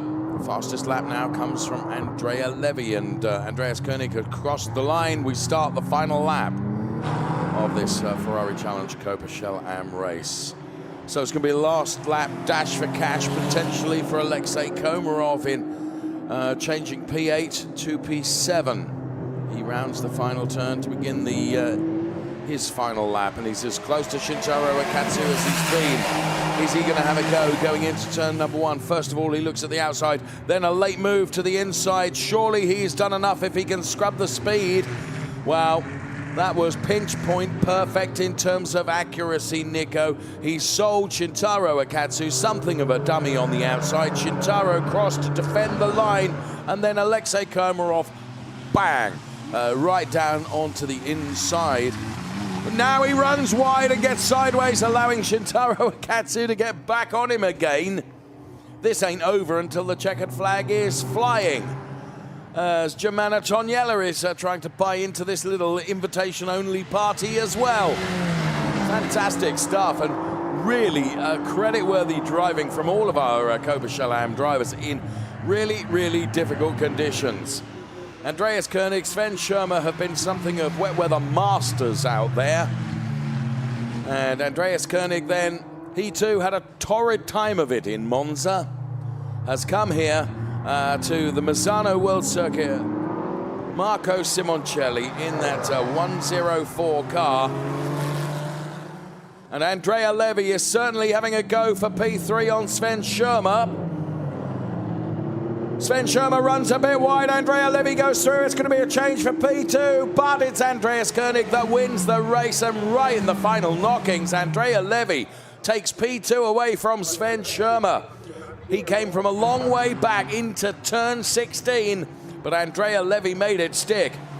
Alexei Komarov got past Shintaro Akatsu, so Andreas Koenig wins the race from Andrea Levy, but there were so many good fights going on further down the order.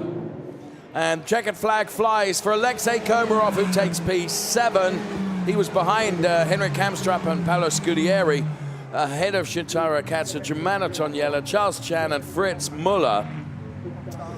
You know what everyone says, you know, when the sun shines, the racing's good and everything is great. We have had an excellent Coppa Shell AM race in very difficult conditions. The best of the lot, the Emil Frey racing driver Andreas Koenig. His wife Stephanie is here to enjoy the success along with his daughter as well. I mean, he's so much credit to all our Coppa Shell AM drivers in really difficult conditions. What a spectacular race that was. And Andrea Levy, what a last turn lunge to take P2. Yeah, absolutely. And it was, he made up more than 2 seconds on that final sector, and really controlled driving. I have totally agree. That was great driving from all our drivers in these conditions, and not everybody was defensive. Everybody, pretty much all the drivers were trying to move up the order when they could, and I don't believe that there was a single incident where the cars touched in any of those battles. So really, really good and really, really respectful driving as we take a look at the results. Andreas Koenig takes victory. Andrea Levy P2, Sven Schirmer P3. Then it was Boris Gideon, Henrik Kamstra, Paolo Scudieri, Alexei Komarov and Shintaro Akatsu completing the top 8 finishers in that Coppa Shell AM race. They're ahead of Germano Toniella, Charles Chan, Fritz Muller, Guy Favre, Alvaro Ramos, Louis Peruskia and Pino Frascaro. Awesome race. Just sometimes when the menu that is presented in front of you has very little of appeal, and then you see a race like that, I just thought the weather conditions are really going to spoil this race. It's not going to be brilliant. It has been awesome. Yeah, 100%. Very, very conscious, very, very mindful and very respectful driving. There is that final move once again. Schirmer runs a little bit wide, but I mean, for Levy to even be there, where he was more than 2 seconds behind Schirmer entering that final sector, that's something about his resolve and never giving up, not settling for P3. And you never know, at the end of the season, those points might prove very, very valuable, along with the 0.4 fastest lap. Great driving from Andrea Levy in the final stage, and great driving for all our Coppa Shell drivers throughout the race. Completely agree. Cars into Parc Ferme. There'll be lots of celebrations for these drivers. Yeah, really, really nice to see, and a great race to enjoy. Woohoo is the understatement, I would suggest. Giacomo Altoe appears to be the very first there to go and congratulate Andreas Koenig, who, as I said, had a torrid time of it in Monza, but he's delivered here today. What a race, says Giacomo Altoe. He knows a thing or two about Ferrari Challenge racing. He is Trofeo Pirelli champion. Andreas Koenig, very happy indeed. Well done, Andreas. Emil Frey Racing, of course, a hugely successful racing organisation that want to be part of the Ferrari Challenge. And Andrea Levy.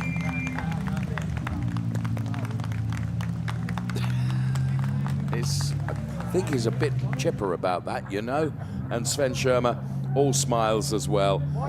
That if you hear any profanities, apologies for that. But I mean, you've said it, I've said it. You know, credit to everybody that is. You can see Andrea Gagliardini in the background there, who's Sven Schirmer's driver coach. You know what? You can't be disappointed with any of the drivers in that race. No, I totally agree. And even those who, like Guy Favre, who had 2 excursions onto the green stuff, good driving before, good driving after, and sometimes that's the price you pay for being not necessarily adventurous, but aggressive and trying to weather the elements and still try to move up the order. Andreas Koenig did a lot of the hard work in qualifying, but also did a lot of great and hard work during the race. And that's great camaraderie. It is lovely to see. Generally speaking, the camaraderie in the Ferrari Challenge is just really nice to see. Andreas Koenig then, as we mentioned then, it's sooner forget round 1 at Monza, but dug deep, stiff resolve, came back here in the Misano World Circuit Marco Simoncelli, and has done a very, very good job indeed. Ahead of Andrea Levy and Sven Schirmer, those are the drivers that you'll be seeing up there on the podium. He promises me that the car will be back to the same and normal Andreas Koenig colour scheme when we go to Hockenheim, but today the red colour has worked well for him. Andreas, congratulations for this important result for you. As you said before the race, you feel a little bit stressed, but you with your coach managing the best way this race. Oh, the whole team, and Giacomo, Giuseppe, my race engineer, did a great job to calm me down. I was super nervous because I have not raced here in rain. They told me how to do it, and I'm so happy that I ended up in first place. I'm feeling very happy. Thank you. Thank you for your time and congratulations. Thank you. Well done, Andreas Koenig. First. Ferrari Challenge, Coppa Shell AM, Misano circuit. The car's being led around by the safety car because of the weather conditions, but when, after 2 laps, the safety car released them into racing, we were about to see what was going to be one of the races of the weekend. Alexei Komarov, trying to get past Henrik Kamstrup, realized he'd made a mistake, had to give the place back. Everywhere you looked, there were overtakes going on as Paolo Scudieri tried his level best to get by and succeeded. Boris Gideon and Andrea Levy, well, they were having a battle, and it was advantage Andrea Levy, courtesy of Boris Gideon, who found his car going sideways. Andreas Koenig leading the race from Sven Schirmer as Paolo Scudieri made his way by Germana Toniella in the green and yellow car, and also saying thanks very much, I'll have some of that, was the car of Guy Fabé. Also, Shintaro Akatsu, Paolo Scudieri, Alexei Komarov, they had had such a fantastic time of it, and Paolo Scudieri was utterly determined to get by, and he did. He made it stick. Another great overtake in really difficult and challenging conditions. Giacomo Altoe was looking on because, of course, his driver, Andreas Koenig, was leading the race. Guy Fabé, unfortunately, would find the grass, but he was able to return from that. And Alexei Komarov, again having a go at Shintaro Akatsu, but this time he made it stick. Brilliant driving from all of the drivers, and this, the overtake of the day, surely. Andrea Levy, on the final turn of the final lap, goes through to pick up P2, but Andreas Koenig would win from Andrea Levy and Sven Schirmer. Coppa Shell AM, what a race!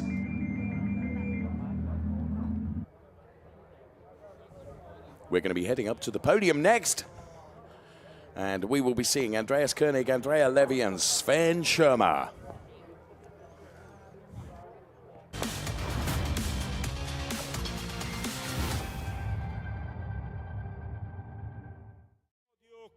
Michele Mambelli bringing the drivers out onto the podium. Here comes Sven Schirmer. He had a bad weekend by any measure. Andrea Levy. If that's not move of the day, I'll be amazed. And on the top step of the podium, well done, Andreas Koenig. Emil Frey Racing will be represented as well. And of course, it will be time for the national anthem.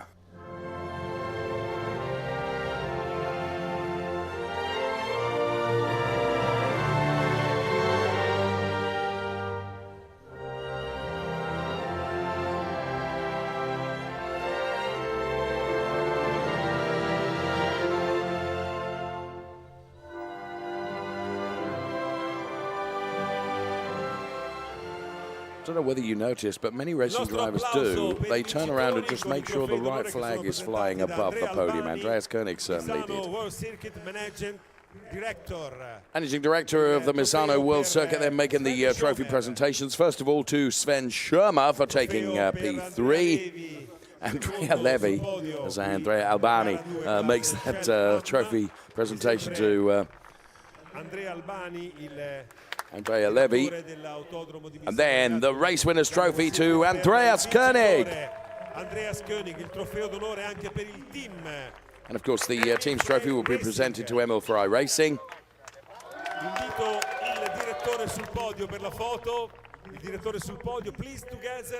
Please together, all drivers on the top step of the podium. Lift your trophy, okay. That's a token lift from Sven. Ecco la foto, ok, grazie, via il direttore, via Andrea Albani, attenzione, champagne! And Andreas Koenig wins the race and wins the champagne race on the podium as well. Super stuff, well done to all the drivers, you all deserve champagne for that race. P3 for the Penske Sportwagen Hamburg driver Sven Schirmer. For Radici Automobili best lap, it was Andrea Levy that made it P2 in the final meters of tarmac. But for Emil Frey Racing, and Andreas Koenig. What a combination that proved to be today. Completely unbeatable. Andreas Koenig, race winner.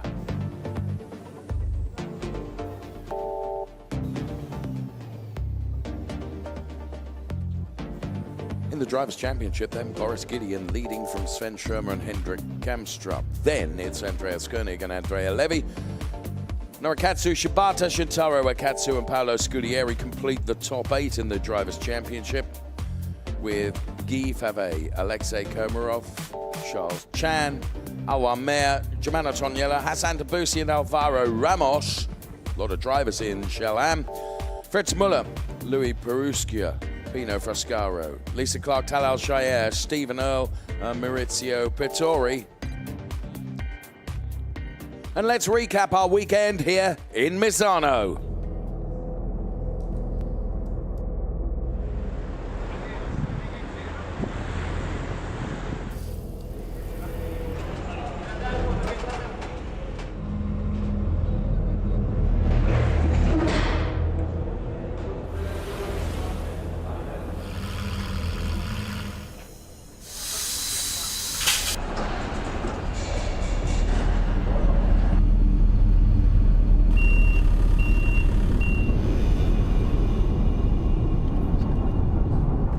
Mancano 3 minuti all'apertura della pit lane. Track limits must be respected everywhere. Here and I need to be there. Siamo un po' più alti? Pressione.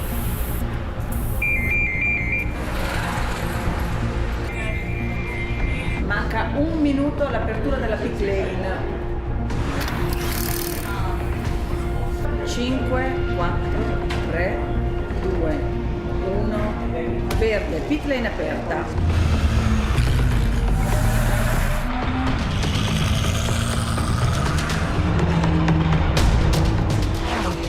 Dai!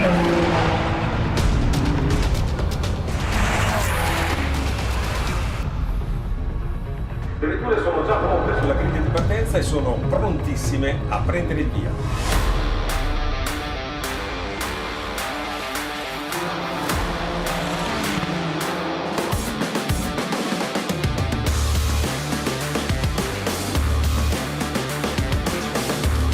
Let's ride on board. What a brilliant replay this is.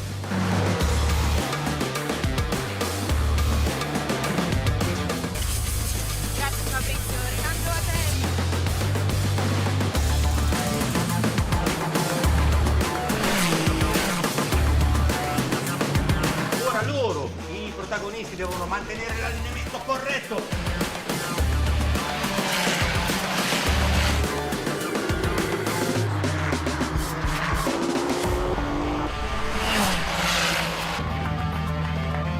So that's it from Misano. Thank you so much for watching on behalf of Nico and myself. We look forward to seeing you for the next round of the Ferrari Challenge at Hockenheim. Bye-bye for now.